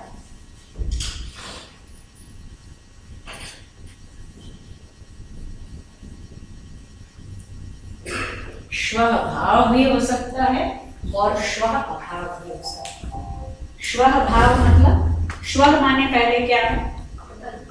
कल। कौन सा? कल बीता हुआ या आने वाला? यस्टरडे और टुमारो? टुमारो। श्व माने कल, कल तक रहने वाले। श्व भाव मतलब कल तक रहने वाले, और श्व अब दोनों तरह से अर्थ वही है, कल तक न रहने। आज है, कल पता नहीं रहेंगे कि नहीं। तो श्वो भावा मर्त्यस्य, मर्त्य माने मरणशील, mortal. All of us are mortals. यत् अंतकैतत्, यमराज का एक नाम है अंतक। कई नाम है यमराज के, एक पहले आया वैवस्वत, अब एक यम, और अब तीसरा आ गया अंतक। सबका अंत कौन करते हैं? यमराज। हे अंतक, मनुष्य को जितनी भी चीजें दे दोगे वो कब तक रहेंगी? कल तक रहेंगी या कल तक नहीं? आज है, पता नहीं कल रहेंगी या नहीं रहेंगी। और क्या होगा? जितनी चीजें तुम मुझे दे रहे हो ये क्या करेंगी? सर्वेंद्रियाणाम जरयन्ति तेज। आज के लाखों करोड़ों पढ़े लिखे scientifically enlightened people do not know the truth which a young lad of 11 years could know। क्या है? जितना भी मैं भोग करूंगा उतना ही मेरी इंद्रियों का तेज क्या हो जाएगा? वो तो बूढ़ा हो जाएगा। आंखों से अगर ज्यादा टीवी देखेंगे, पिक्चर देखेंगे, मोबाइल देखेंगे तो आंखें क्या हो जाएंगी? कमजोर हो जाएंगी। दांतों से अगर हर समय मीठा खाते रहेंगे तो क्या होगा? दांत चले जाएंगे। कानों से अगर हर समय लाउड म्यूजिक सुनते रहेंगे, या म्यूजिक भी नहीं, जो अभी हो रहा है नॉइस पॉल्यूशन, कानों की सुनने की शक्ति खत्म हो जाएगी। तो ये बात उस बच्चे को पता है। दो आर्ग्यूमेंट देखिए। पहला तो ये जितनी चीजें तुम कह रहे हो ये कब तक हैं? कल तक भी पता नहीं है या नहीं। दूसरा, ये सारी क्या करेंगी? मेरी सारी इंद्रियों का तेज नष्ट कर देंगी, क्षीण कर देंगी। इसलिए अपि सर्वम जीवितम अल्पम एव, जितना भी तुम मुझे जीवन दे दो वो सारा क्या है? छोटा ही है, थोड़ा ही है। इसलिए उसने निष्कर्ष दे दिया, अपना कंक्लूजन दे दिया, तवैव वाहा तव नृत्य गीते। जाओ अपने रथ घोड़े रखो अपने पास, तव नृत्य गीते, और नाच गाने भी तुम्हें ही होगा। मुझे ये सब नहीं चाहिए।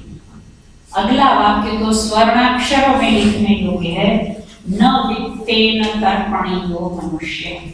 सारे बड़े बड़े जो ऑफिसेस हैं इंडस्ट्रियलिस्ट के, वहां पे लिख के लगा देना चाहिए। ये एक बहुत सारी सूक्तियां हैं इसमें, मैं आपको बाद में बताऊंगी। न वित्तेन तर्पणीयो मनुष्य।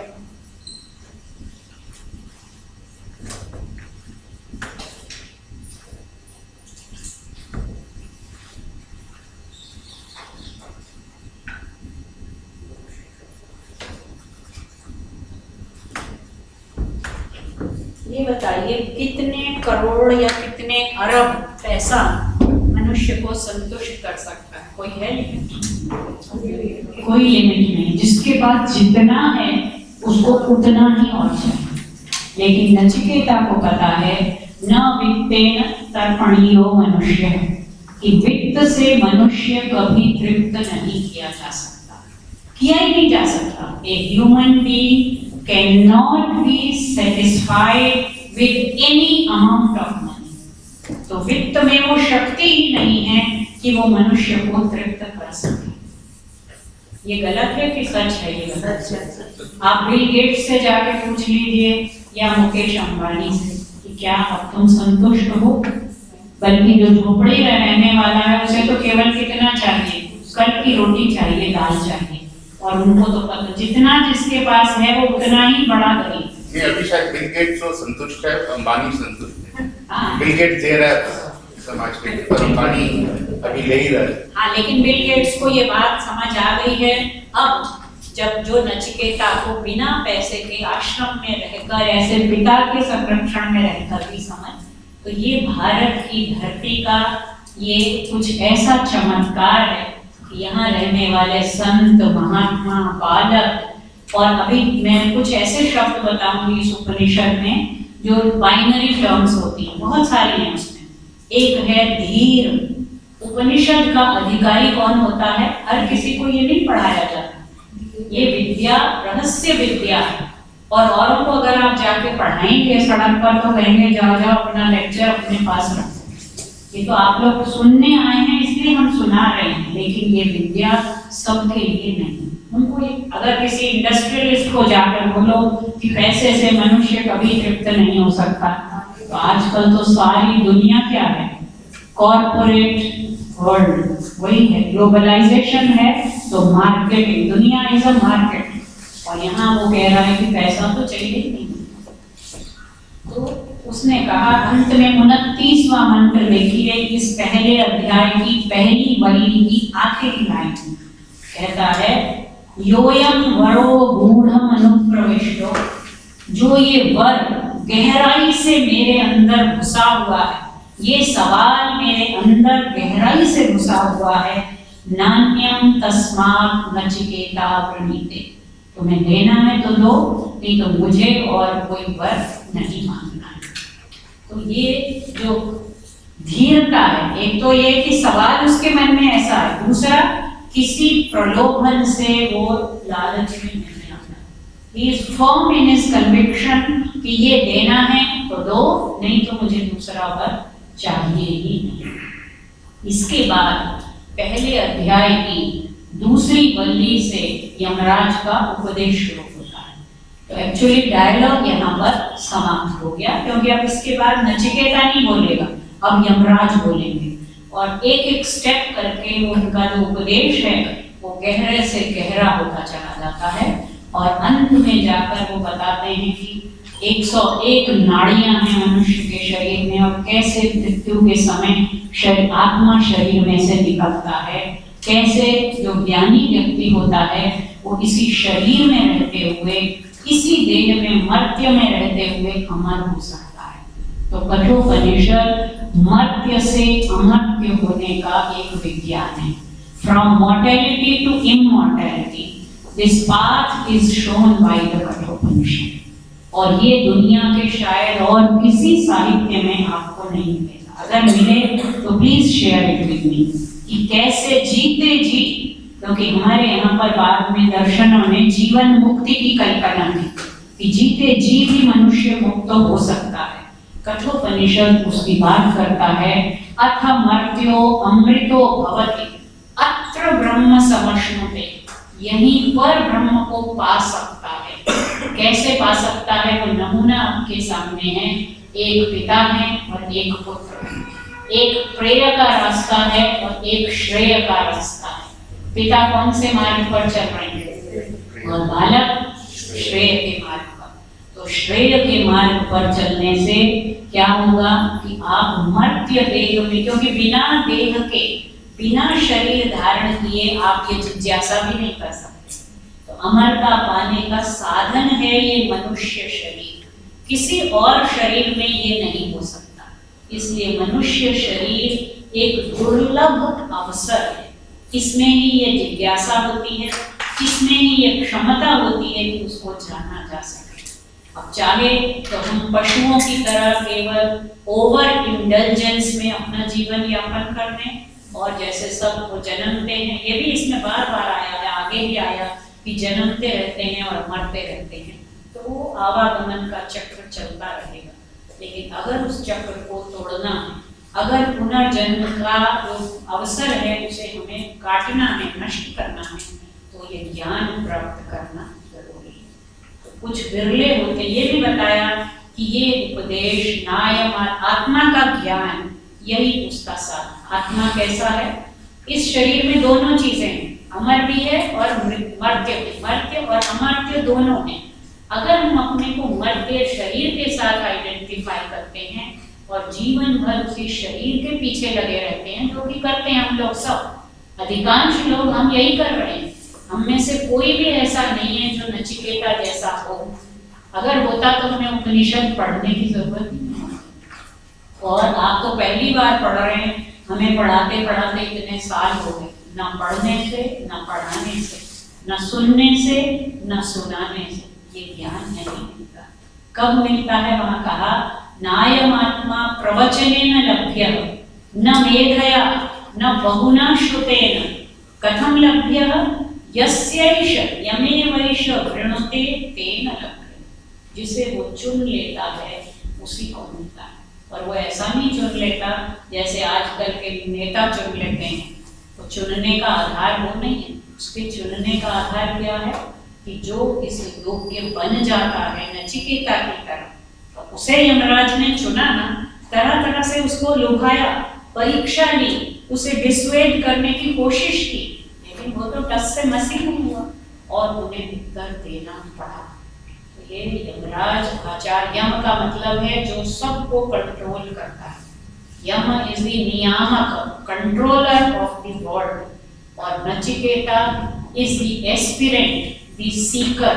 यम is the seer and Nachiketa is the seeker. So it is very rare that a seeker, a genuine seeker and a genuine seer come together. नहीं तो जो सीकर्स होते हैं वो दौड़ते रहते हैं इधर से उधर, उन्हें सीयर नहीं मिलता, और जो सीयर होते हैं वो अपने में तृप्त रहते हैं, उन्हें तो किसी की जरूरत है नहीं। लेकिन दोनों का संगम जो है वो बिरला होता है। तो ये उपनिषद इस कहानी के माध्यम से, इस संवाद के माध्यम से कई शिक्षाएं देता है। कुछ व्यावहारिक शिक्षाएं जो पहली वल्ली में दी हैं, और कुछ फिर पारमार्थिक शिक्षाएं जो आगे आगे की वल्ली में दी गई। तो इसके बाद कुछ इस डायलॉग की जो विशेषताएं हैं वो मैं बताना चाहूंगी। देखिए, सबसे पहले तो हमने कहा कि जो इसका शांति पाठ है वो बिना जाने हम लोग प्रायः करते हैं, लेकिन वो यजुर्वेदीय उपनिषदों का शांति पाठ है। शुक्ल यजुर्वेदीय उपनिषदों का शांति पाठ है। कुल मिलाकर इसमें 120 मंत्र हैं। अभी जो हमने पढ़ा है पहले अध्याय की पहली वल्ली, जिसमें 29 वर्सेस, 29, पहले अध्याय की दूसरी वल्ली में 25 हैं, तीसरी वल्ली में 17 हैं, फिर शुरू होता है दूसरा अध्याय। उसकी पहली वल्ली में 15, दूसरी वल्ली में भी 15 और तीसरी वल्ली में 19। तो टोटल 120 मंत्र हैं इसमें। दूसरी एक चीज जो इसमें से स्पष्ट होती है कि उपनिषदों में पिता और पुत्र, वो आचार्य और शिष्य भी होते हैं। कई उपनिषदों में आप देखेंगे कि पिता गुरु हो जाता है और पुत्र क्या होता है, शिष्य हो जाता है। अक्सर क्योंकि उसके साथ रहते रहते तो हर पिता अपने पुत्र को क्या देता है, हेरिडिटी में, जो उसके पास होता है। तो जो पिता उस रास्ते पर चल रहा है वो आचार्य होता है। हालांकि इस उपनिषद में पिता आचार्य नहीं है। क्यों? क्योंकि पिता का ज्ञान आचार में नहीं उतरा, इसलिए यहाँ आचार्य कौन है? यहाँ यम आचार्य है और नचिकेता शिष्य है। फिर इसमें 3 वर्ग हमने पढ़ लिए। कुछ चीजें और हैं जो बहुत इंपॉर्टेंट हैं। एक तो इसमें रथ का एक रूपक दिया गया है। There is a metaphor of a chariot, that this body is a chariot, और इसमें रहने वाला जो आत्मा है वो charioteer है, he is the owner of the chariot। वो बहुत ही फैंटास्टिक है, अगर आप लोग पढ़ना चाहें उसको पढ़ेंगे। आत्मानं रथिनं विद्धि शरीरं रथमेव।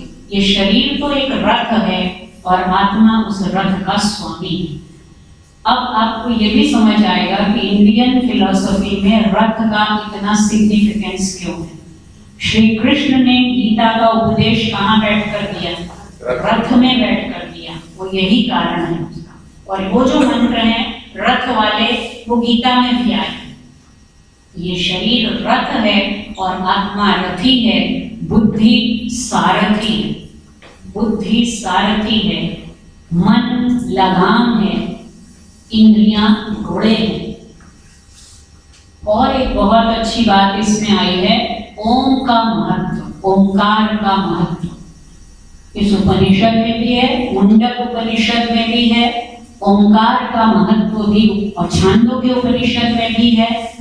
ओम का महत्व इसमें कहा है, यमराज बताते हैं नचिकेता को, जब वो जानना चाहता है कि कैसे उसको पाएं, तो एक तरीका है कि ओंकार का जप, योग दर्शन में कहा गया है तज्जपः तदर्थ भावनम तस्य वाचकः प्रणवः। प्रणव का मतलब ओंकार। तस्य वाचकः, प्रणव किसका वाचक है? ओंकार का, परमात्मा का, ब्रह्म का वाचक है।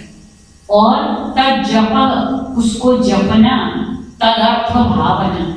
जपने का मतलब केवल मुंह से रटना नहीं है, उसके अर्थ को अपने अंदर अनुभव करना, ये जप का वास्तविक रूप है। और इस उपनिषद में तो कहा है सर्वे वेदा यत् पदमामनन्ति तपांसि सर्वाणि च यद् वदन्ति तत्ते पदम संग्रहेण ब्रवीमि ओम इत्येतत्। सारे वेद और सारे तप, सारे ब्रह्मचारी जिसके पीछे हैं, उसको अगर मैं एक उसमें कहूं शब्द में तो वो क्या है? ओम। सर्वे वेदा यत् पदमामनन्ति, सारे वेद किसकी व्याख्या कर रहे हैं? ओम की। तपांसि सर्वाणि च यद् वदन्ति, सारे तप किसकी बातें कर रहे हैं? तपस्वी जो तपस्या कर रहे हैं उनका भी लक्ष्य क्या है? ओम। यदिच्छन्तो ब्रह्मचर्यं चरन्ति, जो ब्रह्मचारी ब्रह्मचर्य का आचरण कर रहे हैं वो भी क्या चाहते हैं? तत्ते पदम संग्रहेण ब्रवीमि, अगर मैं संक्षेप में कहूं ओम इत्येतत्। ओम इत्येतत्, यही ओम है, यही ओम है। मुंडक उपनिषद में कहा प्रणवो धनुः शरो ही, वहां एक और मेटाफर दे दिया कि प्रणव जो है ओंकार की ध्वनि एक धनुष है। प्रणव मानो एक धनुष है, शरो ही आत्मा, और जो हमारी आत्मा है वो बाण है। बाण को किस पे साध लेते हैं? धनुष पर। बाण को पहले धनुष पर सेट करते हैं, तो आत्मा तो बाण है और वो प्रणव जो है वो क्या है? धनुष है। जब बिल्कुल बाण उसके साथ तल्लीन हो जाता है धनुष के साथ, तब उसको वेधन किया जाता है। अगर सीधे यूं ही पकड़ा और चला दिया तो निशाने पर नहीं पहुंचेगा। प्रणवो धनु शरो ही आत्मा, शर जो है वो आत्मा है, इसलिए शरवत तन्मयो भवेत्। जैसे शर अप्रमत्तेन वेद्धव्यम शरवत तन्मयो भवेत्। जैसे शर जब चलाया जाता है तो वो धनुष से अलग नहीं रह जाता, पूरी तरह धनुष में तन्मय हो जाता है। उसी तरह जब आत्मा उस प्रणव ध्वनि में पूरी तरह तल्लीन हो जाता है, तभी उस प्रणव के जप का अर्थ या महत्व सफल होता है। तो ये ओंकार का महत्व है। कुछ चीजें और जो मुझे बतानी है, इसमें कुछ पारिभाषिक शब्द आए। जैसे हमने देखा पहला नाम ही नचिकेता कैसा है? साधारण शब्द नहीं है नचिकेता, उसका ही बड़ा गंभीर अर्थ है। वैश्वानर शब्द आया, वैश्वानर ये एक पारिभाषिक पद है, माने टेक्निकल टर्म है। हर शास्त्र के कुछ टेक्निकल टर्म्स होते हैं। आप इकोनॉमिक्स पढ़ते हैं, अर्थशास्त्र, वहां अर्थ का मतलब क्या है? पोइट्री में भी अर्थ होता है, श्लोक बोला उसका अर्थ बताया। अर्थशास्त्र का अर्थ और पोइट्री का अर्थ एक ही है? नहीं है ना। हर शास्त्र का रस, काव्य के 9 रस होते हैं और उधर खाने में भी हमारे रस होते हैं 6 तरह के, तो क्या वो रस एक है? हर शास्त्र के अलग अलग शब्द हैं। तो उपनिषद विद्या के भी कुछ पारिभाषिक पद हैं और वो वैदिक भाषा के पारिभाषिक पद हैं। जैसे ओंकार है, ओम, ये कोई साधारण शब्द नहीं है, साधारण ध्वनि नहीं है ओम, ये एक पारिभाषिक, ये तो सबसे ऊंचा माना गया है। अभी अभी हमने देखा कि ओम में तो सब कुछ समाहित है। इसी तरह वैश्वानर, अतिथि, अतिथि, अग्नि का नाम है अतिथि। वेद में अतिथि शब्द से अग्नि का वर्णन किया गया। ब्राह्मण, ब्राह्मण यहाँ पर वो वाला कॉमन अर्थ नहीं है जो आजकल हम ले रहे हैं। ब्राह्मण उपनिषद में, वेद में पारिभाषिक शब्द है। आशा, प्रतीक्षा, जो 8 चीजें गिनाई थी उनमें से आशा, प्रतीक्षा, संगत, सुनृता, इष्ट, आपूर्त, आपूर्त और स्वर्ग, स्वर्ग भी पारिभाषिक शब्द है। स्वर्ग का आपको एक झांकी भी दिखा दी, स्वर्ग में क्या क्या होता है। फिर एक था शोभाव, शोभाव रिपीट कर देंगे वर्ड कौन के बाद किसके बाद? आशा के बाद आशा, प्रतीक्षा, संगत, सुनृता, इष्ट, आपूर्त, स्वर्ग, प्रेत, प्रेत, शोभाव और भी बहुत है। श्रद्धा। श्रद्धा, बिल्कुल। अब कुछ मैं बता रही हूँ जो बाइनरी टर्म्स आए हैं इस उपनिषद में, खास हर उपनिषद में आए हैं। आपने ईशोपनिषद पढ़ा है, उसमें कौन से द्वंद्वात्मक शब्द आए? युगल, विद्या और अविद्या आए, संभूति और असंभूति आया है ईशोपनिषद में। यहाँ क्या क्या आए हैं वो देखिए। श्रेय और प्रेय, वो हमने पढ़ा नहीं है, दूसरी वल्ली में है, लेकिन मैंने उनका नाम लिया, श्रेय और प्रेय।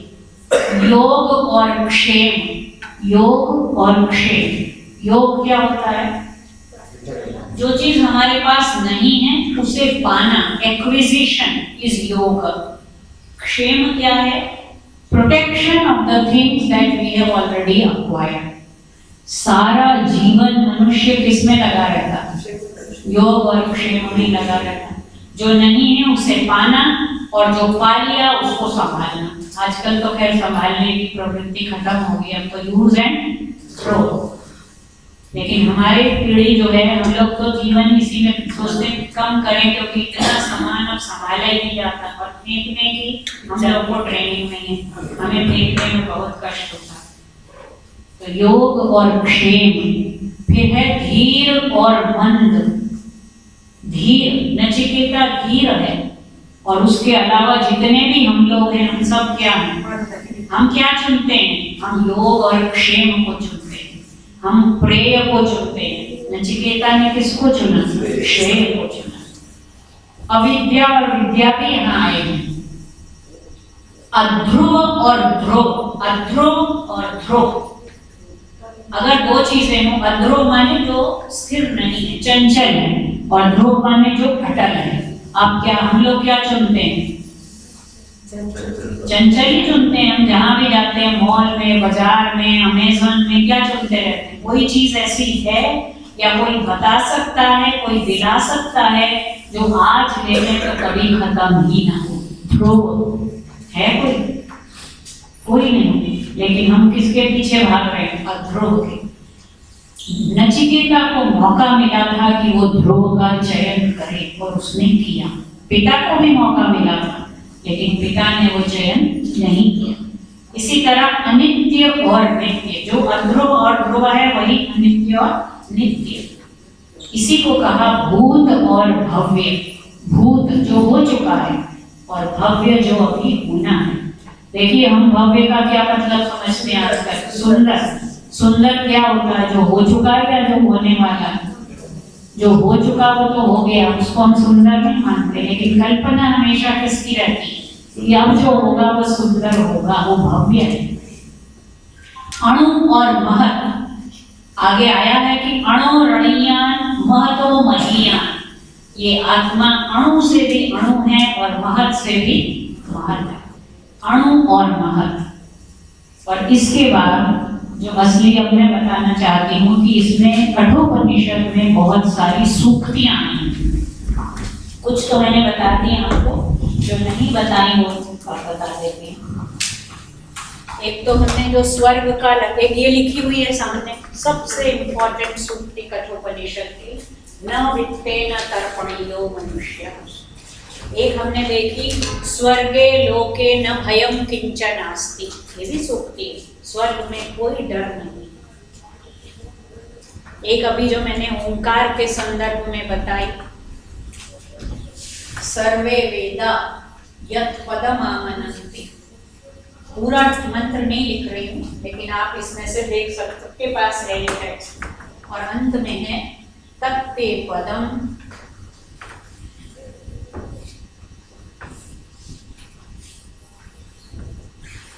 संग्रहेण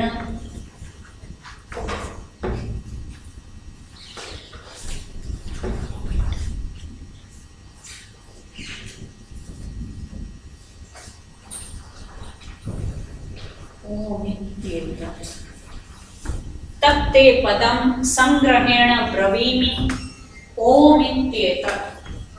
ये बताइए, ये ओ के बाद 3 क्यों लिखा जाता है? कोई बता सकता? Very good.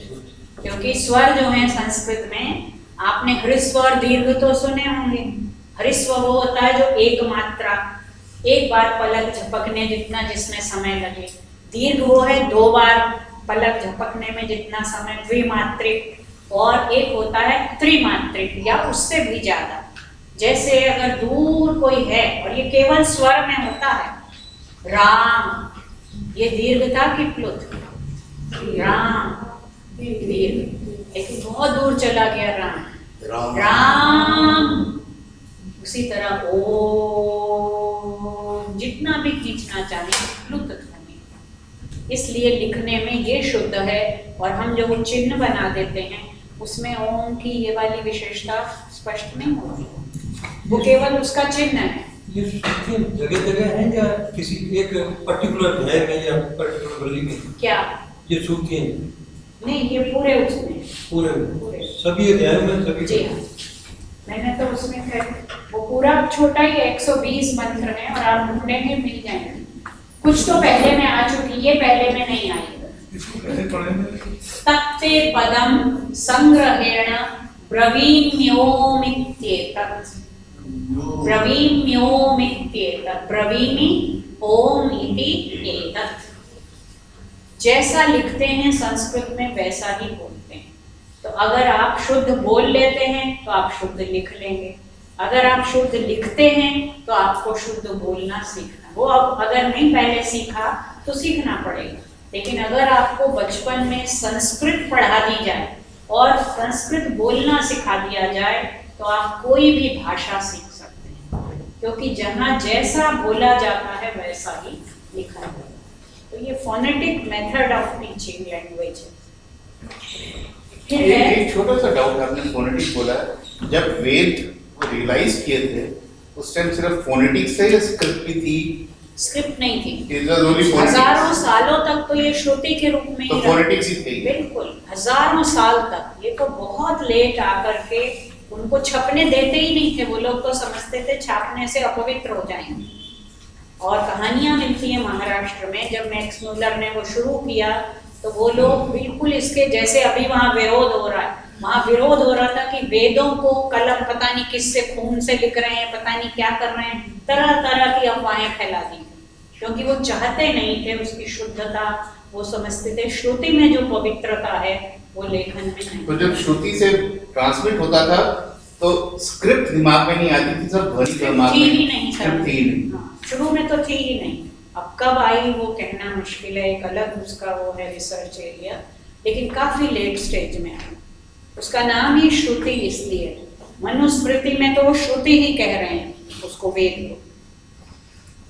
फिर हमने एक तो पढ़ लिया रथ, एक और बहुत अच्छा है, आप सब जानते हैं उस सूक्ति को, उत्तिष्ठत जाग्रत। किसने कहा ये? उत्तिष्ठत जाग्रत विवेकानंद ने। और ये देखिए कठोपनिषद में, उत्तिष्ठत जाग्रत प्राप्य वरान निबोधत। ये भी कठोपनिषद से। अच्छा, विवेकानंद की ओरिजिन में थी, यहाँ से लिया, यहीं से लिया ये कठोपनिषद। उत्तिष्ठत, उठो, जागृत, जागो, arise, awake and stop not till the goal is achieved. प्राप्य वरान निबोधत। एक और अभी है, नेह नानास्ति किंचन। ये भी इसी उपनिषद में।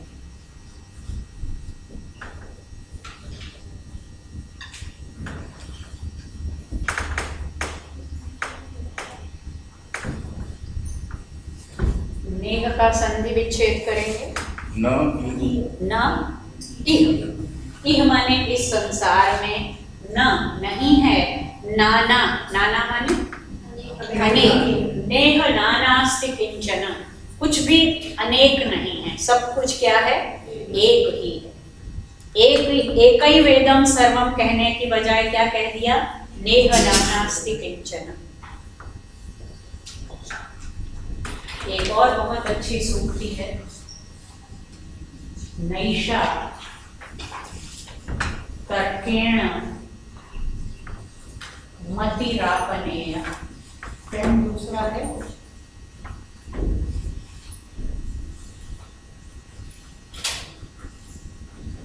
देखिए, नैषा तर्केण मतिरापनेय न एषा मति तर्केण आपनेय। ये जो अंडरस्टैंडिंग है जो यमराज नचिकेता को दे रहे हैं, या जो बातें उपनिषद में कही जा रही हैं, ये रीजनिंग से पाने लायक नहीं। तर्केण न आपनेय, तर्क के द्वारा नहीं पाई जा सकती। If you try to reason out these things, you can not understand this because it is beyond reason. तो ये तर्क से परे है। तो western philosophy, western system of learning में इनका जगह नहीं है। बिल्कुल नहीं है, क्योंकि वो यहाँ तक पहुँचे ही नहीं ना। They are only at the level of say emotions and intelligence. Physical level है वहाँ पर, emotional भी है, intelligence का level भी है, लेकिन ये level तो कहीं है ही नहीं। इसीलिए उपनिषद इतने पॉपुलर हैं आज के युग में, और इसीलिए दुनिया भर में लोग इनके पीछे आज दीवाने हैं। पहली बार इनका ट्रांसलेशन हुआ था दारा शिकोह ने, किसने किया? फारसी में। फारसी से वो लैटिन में पहुंचा, अंकतील डुपेरो ने किया, लैटिन से फिर फ्रेंच हुआ, और फिर वो जर्मन में शोपेनहावर के पास पहुंचा। तब तक 3 बार ट्रांसलेशन हो चुकी थी, लेकिन शोपेनहावर इतना मुग्ध हुआ, इतना, अगर ओरिजिनल पढ़ लेता तो पता नहीं क्या पढ़ता। और ये सच है, गेटे नाम का एक जर्मन कवि हुआ, उसने शाकुंतल का अंग्रेजी अनुवाद पढ़ा और वो नाचने लगा था बिल्कुल। उसने एक श्लोक भी कहा है, उसने तो कुछ और कहा होगा, लेकिन उसका श्लोक में आ गया है कि if you want to enjoy the paradise lost and the paradise regained, it is here in Shakuntala. तो इसी तरह Schopenhauer, he was so much fascinated कि वो अपनी बेड साइड पे रखता था, और उसने कहा है, Upanishads have been the solace of my life and they will be the solace in my death.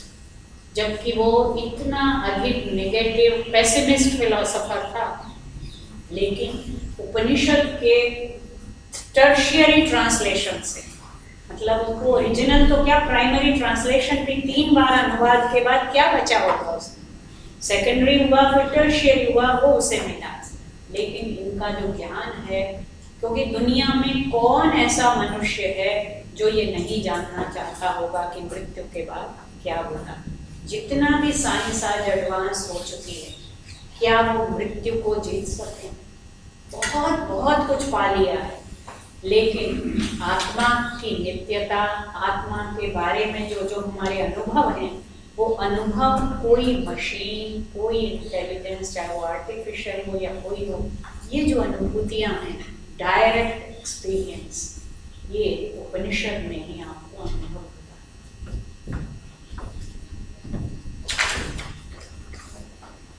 एक और बहुत सुंदर सा मंत्र है, न तत्र सूर्यो भाति।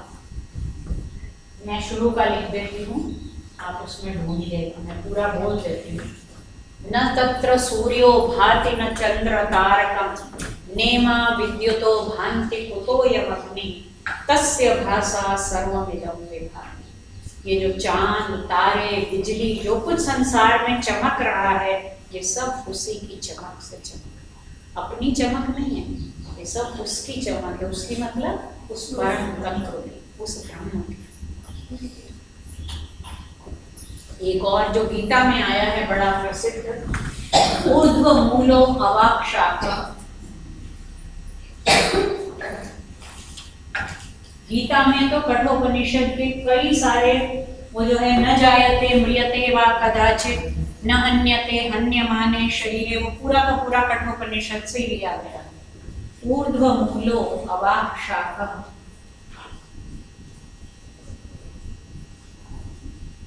इसीलिए गीता को क्या कहा जाता है? सर्वोपनिषदो गावः दोग्धा गोपाल नंदन। गीता उपनिषदों का सार है। सारी उपनिषदें मानो गाय हैं, कृष्ण उन गायों को दुहने वाले गोपाल हैं, अर्जुन बछड़ा है और हम जैसे पाठक लोग जो हैं उस दूध का आनंद लेने वाले हैं। और दूध क्या है? दुग्धम गीतामृतम महत्, गीता का अमृत ही वो दुग्ध। ऊर्ध्व मूलो अवाक् शाखः एषो अश्वत्थः सनातनः।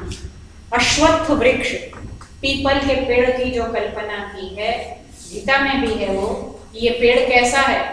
ऊर्ध्व मूलः, इसकी जड़ ऊपर है और शाखाएं किधर हैं? नीचे। प्रायः पेड़ की जड़ कहाँ होती है? नीचे, और शाखाएं कहाँ होती हैं? ऊपर। लेकिन ये उल्टा है, ये मूल ऊपर है और शाखाएं नीचे। तो अश्वत्थ वृक्ष की कल्पना है। एक और बहुत सुंदर है, परांचिखानि व्यक्तनः स्वयंभू।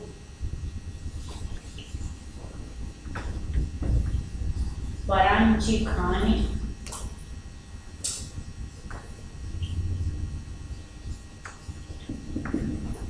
यहाँ एक शब्द आया ख, ये देखिए सुख में होता है ना ख, सु और ख। ख का क्या मतलब होता है? हम सब सुख चाहते हैं, लेकिन सुख में क्या क्या है? एक सु है, सु तो उपसर्ग है, और ख का क्या मतलब है? जीना। जीना ख माने इंद्रिय, खानी। यहाँ शब्द आया परांचि खानी, नपुंसक लिंग में खम, खम ब्रह्म। खम आकाश को भी कहते हैं, खम ओम खम ब्रह्म, वहाँ खम आकाश है, यहाँ पर खम इंद्रिय है। तो सुखम, जिसमें इंद्रियां खुश रहें। सुख क्या है? सुख इंद्रिक है, सेंशुअल है, प्लेजर, सेंशुअल प्लेजर इज सुख। और उपनिषद जिस सुख की, परम सुख की बात करते हैं वो सुख नहीं है, वो आनंद। आनंद, इसमें एक शब्द आया था ना अभी, नचिकेता ने बोला था आनंद, वो किस बारे में आया था? जो जिसमें आनंद शून्य होता है। आनंदा नाम ते लोका, जो ऐसी ऐसी बेकार चीजें दान में देता है वो कहाँ जाता है? आनंद लोकों में, जहाँ नंद नहीं है, जहाँ आनंद नहीं है। देखिए, एक आनंद है, एक अन्नाद है। इनको जरा अंग्रेजी में लिखकर देखिए, रोमन में, और एक है आनंद। रोमन में बस जरा सा इधर उधर हुआ तो सब गलत हो जाएगा। संस्कृत में इनमें हजारों मील का डिफरेंस है। आनंद जहां खुशी नहीं है।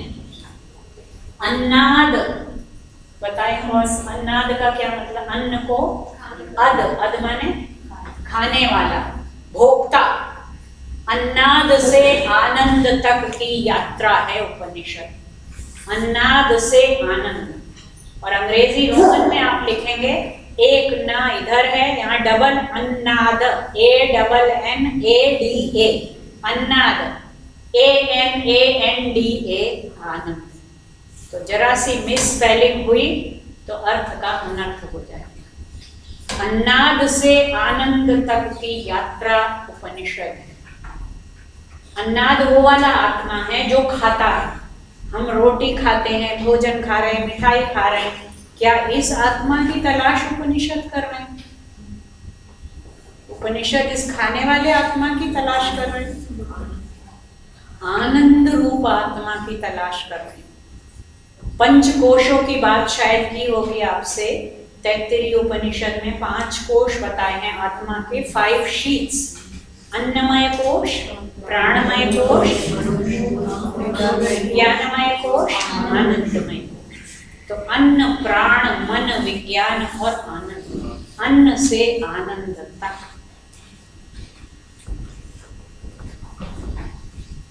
ऐसी बहुत सारी सूक्तियां हैं। न जायते म्रियते वा कदाचित्, ये गीता में भी है, यहाँ भी है। नायमात्मा प्रवचनेन लभ्यः, ऐसे और भी बहुत हैं, लेकिन मैंने कुछ आपको नमूने के तौर पर बताई हैं। अब आप में कोई प्रश्न हो तो पूछ लीजिए। इस जो आज हमने डिस्कस किया, इसमें कुछ भी समझ में ना आया हो कुछ आप, क्योंकि बाकी तो ये हमने तो केवल आपको दरवाजा खोल दिया, अब उस दरवाजे के अंदर भी हम नहीं घुसा पाए, अभी सिर्फ ताला खोला।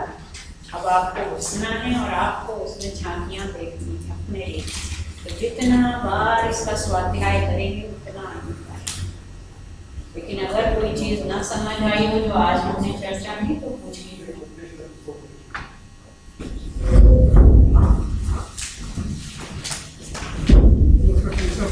जी पूछिए। नहीं, तीसरा तो जवाब नहीं हुआ ना, प्रश्न तो हो गया, जवाब तो होगा ही नहीं। वो तो आपको पढ़ के समझ। अगले हफ्ते तो हमें करना है बृहदारण्यक उपनिषद का मैत्रेयी याज्ञवल्क्य संवाद, क्योंकि देखिए 2 घंटे में अभी आप सवाल को ही समझ लें। 2 सवाल के जवाब हो गए, तीसरे सवाल का जवाब तो 120 में से हमने 29 पढ़े, 29 भी नहीं 20 ही पढ़े होंगे, तो अभी तो 100 पूरे बाकी हैं, और वो 100 1000 के बराबर। मतलब 2 घंटे में तो उसका केवल उच्चारण भी नहीं कर सकते हैं, वो तो स्वाध्याय का विषय है। लेकिन अगर आप लोग जैसे ये क्लासेस अभी चल रही हैं, जब ये खत्म होगी फिर आप लोग उपनिषद पढ़ना चाहते हैं आगे, तो हम लोग उपनिषद पे क्लास चला सकते हैं, किसी एक उपनिषद पर चला सकते हैं। हमने केनोपनिषद पहले पढ़ाया था। जी पूछिए। आपने एक शब्द कहा श्रद्धा। तो श्रद्धा और विश्वास एक ही शब्द है या अलग? नहीं, बिल्कुल अलग है। संस्कृत में तो दोनों भी धातु अलग है, उपसर्ग अलग है और अर्थ भी अलग है। श्रद्धा का आधार विश्वास है या विश्वास का आधार श्रद्धा ही आधार है, क्योंकि श्रद्धा में शर्त है।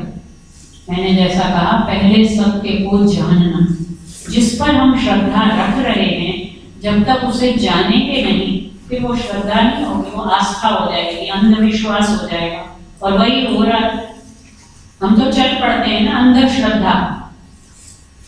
जिधर मेरा फ्रेंड जा रही है मैं भी उधर चल पड़ती हूँ, मेरी भाभी जा रही है तो उसने कहा तुम भी चलो मैं भी चलूँ। ये श्रद्धा नहीं। श्रद्धा का आधार सत्य ज्ञान है। सत्य जो जैसा है उसको वैसा पहले जानना फिर मानना। और कहा ना नचिकेता के मन में श्रद्धा प्रविष्ट हो गई, श्रद्धा प्रविष्ट हुई और संशय भी हो गया उसको कि ये जो गायें दी जा रही हैं, क्या ये गायें मेरे पिता को वो पुण्य फल दे पाएंगी जो पुण्य ये चाहते हैं। वो श्रद्धा से ही तो ये प्रश्न उठा, तो ये अंधश्रद्धा नहीं है। एक तरफ कह रहे हैं तर्क से ये मति नहीं मिलेगी, वो तर्क नहीं कर रहा है लेकिन वो प्रश्न उठा रहा है। पिता ने कहा तुम्हें मृत्यु को देता हूं, उसने तर्क नहीं किया क्यों दे रहे हो मुझे। पिता ने कहा वो चल पड़ा। अनुमान से श्रद्धा में नहीं पूछा जा सकता। यहाँ पर अनुमान तो चल ही नहीं सकता। देखिए अनुमान होता है परोक्ष ज्ञान, इनडायरेक्ट मीडिएट नॉलेज इज अनुमान। यहाँ पर प्रत्यक्ष 2 प्रकार का होता है। आपने अनुमान की बात की, ज्ञान के 4 साधन होते हैं, प्रत्यक्ष, अनुमान, उपमान और शब्द। यहाँ प्रत्यक्ष भी नहीं चलता तो अनुमान की तो विसार ही क्या है। यहाँ केवल और केवल शब्द प्रमाण है, आत्मवचन। इसलिए अनुमान तो बहुत पीछे छूट गया है। प्रत्यक्ष की गुंजाइश नहीं है, अनुमान की गुंजाइश नहीं है, उपमान की भी गुंजाइश नहीं है। श्रद्धा में आत्मवचन ही माने, केवल आत्मवचन माने। तो श्रद्धा ईश्वर पे जाएगी तो आत्मवचन से जाएगी, उस आत्मवचन से। पिता ने कहा मृत्यु के पास जाओ, चला गया श्रद्धा से, लेकिन आगे क्या किया उसने? वहां जाके रह जाता, उनके घर में दास बनकर रह जाता। श्रद्धा केवल यही नहीं है कि जाके वहां भीड़ में शामिल हो जाओ, आगे जो उसके अंदर आत्मा के बारे में जिज्ञासा थी। पिता ने दान कर दिया, अब वो दान के रूप में जाता, वहीं रह जाता चुपचाप। शाब्दिक अर्थ तो जैसे आपने बताया श्रद्धा ठीक है, लेकिन सत्य जानना और श्रद्धा मुझे लगता है शायद थोड़ा कहीं अपनी अपनी समझ है, क्योंकि ये जो विषय है ये आत्मानुभूति के विषय हैं। जब तक हम शब्दों में उलझे हुए हैं तब तक उधर जा ही नहीं सकते। वो तो केवल सीढ़ियां हैं, है ना।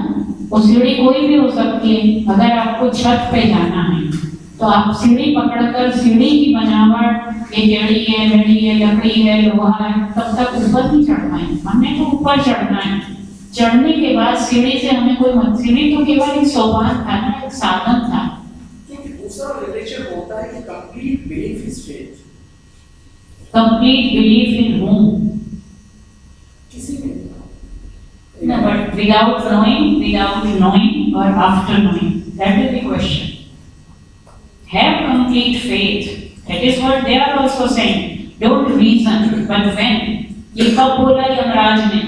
अभी नहीं बोला शुरू में, एंड में जाके उसको बोला। वो पूछ रहा है कैसे, तो कहा कि ये तर्क से नहीं। अभी हम क्या कर रहे हैं? हम तर्क कर रहे हैं। तो तर्क से ये समझ आ ही नहीं। श्रद्धा तो जरूरी है, लेकिन श्रद्धा में भी जिज्ञासा होनी जरूरी है। पहले उस चीज को अच्छी तरह से परखना, जानना, ये जरूरी है। श्रद्धा का मतलब ये नहीं कि हम बिल्कुल बुद्धि को अपनी कहीं रख दें, भावना में बह जाएं। तो जो ये रथ वाला जो रूपक है ना, वो बहुत जरूरी है। मेरा अपना जो मानना, पता नहीं कितना गलत है, मेरे विचार से जानना पहले सीखिए, फिर कर्म में गाना, फिर परिणाम आना, उससे अनुभव का जन्म हुआ, अनुभव से विश्वास जन्म ले, और विश्वास से फिर वो विश्वास पूर्ण हो जाएगा, तभी वो सत्य की कसौटी पाएगा। उसे कोई श्रद्धा नहीं, दोनों सत्य के दो रूप हैं। पहला रूप है वही चीज जो पहली क्लास में पढ़ाई जाती है, वो छोड़नी थी, उसका रूप बदलता चला जाता है आगे। जो आप कह रहे हैं और जो हमने कहा, उसमें कोई विरोध ही नहीं, कोई विरोध है ही नहीं। वही बात है, जाने बिना श्रद्धा नहीं होगी, श्रद्धा के बिना विश्वास नहीं होगा। क्रमिक विकास और अंत जो है ना, आखिरी जो अनुभूति की स्टेज है, वहां पहुंचकर सारे प्रमाण, सारे साधन, सारी बातें सब शांत, अपने को भूल जाता है, सब कुछ भूल जाता है, क्योंकि वहां बोलने की जरूरत ही नहीं। वो तो हम केनोपनिषद में पढ़ चुके हैं कि जो वाणी है वहां पहुंच नहीं सकती, मन वहां तक गति नहीं कर सकता। तो अंत तो अनुभूति है, और अनुभूति कोई किसी को करा नहीं सकता, वो हर एक को अपनी खुद करनी। और जिसे अनुभूति हो गई है वो मौन हो जाता है, फिर वो नहीं। जो बोल रहा है, हम बोल रहे हैं, इसका मतलब हमें अनुभूति नहीं।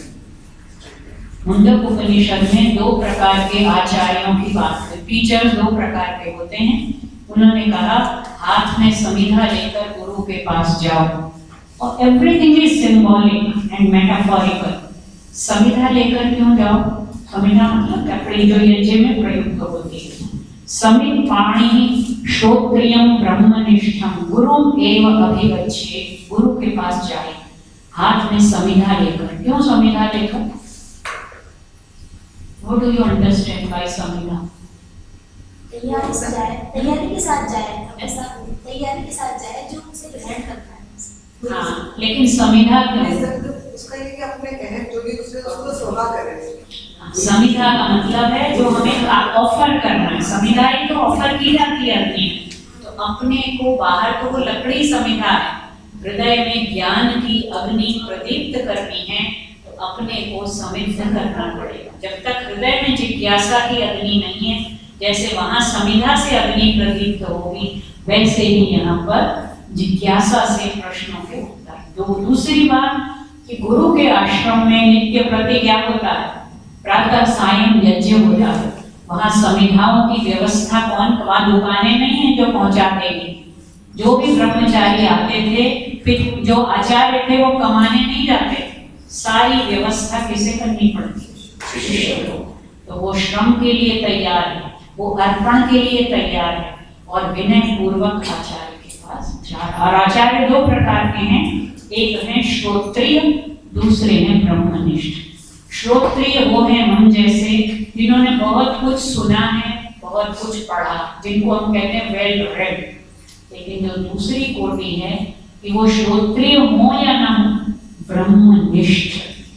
Kabir, he was not a well read scholar, he was not awarded any degree, but many people are studying his literature to get degrees on this. ऐसे ब्रह्मनिष्ठ जो आचार्य हैं, शंकराचार्य 12 साल की उम्र में चारों वेद, सारे वेद कैसे आपको समझ आ जाएंगे? कोई ना कोई तो पूर्व जन्म का संस्कार है। तो ऐसे ब्रह्मनिष्ठ जो हैं वो तो विरले, श्रोत्रिय लौकिक आचार्य हैं। Any other question? अच्छा, एक सजेशन है, जो भी व्हाट्सएप ग्रुप में ऐड करना चाहते हैं मेरे को प्लीज 5-6 नाम पर्चियों में मत लिख के दें, फिर मेरे को मेहनत करनी पड़ती है। Just WhatsApp me your number with your name and say please add me to this group. मैं नंबर दोबारा लिख रहा हूँ, मेरे को शायद ही 5-6 पर्ची मैंने डाला नहीं है वो। Please WhatsApp me. मैं थोड़ा आलसी हूँ और नाम 10 मिनट बैठ के डालना मेरे को थोड़ा दिक्कत हो जाती है।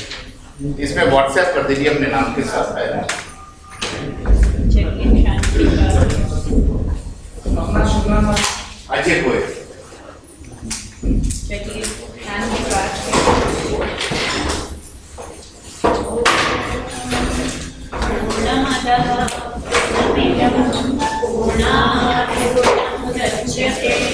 पूर्णस्य पूर्णमादाय पूर्णमेवावशिष्यते।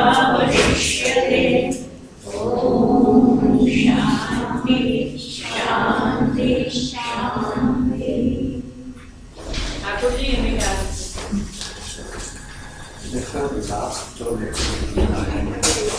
Please put light and ask the order of the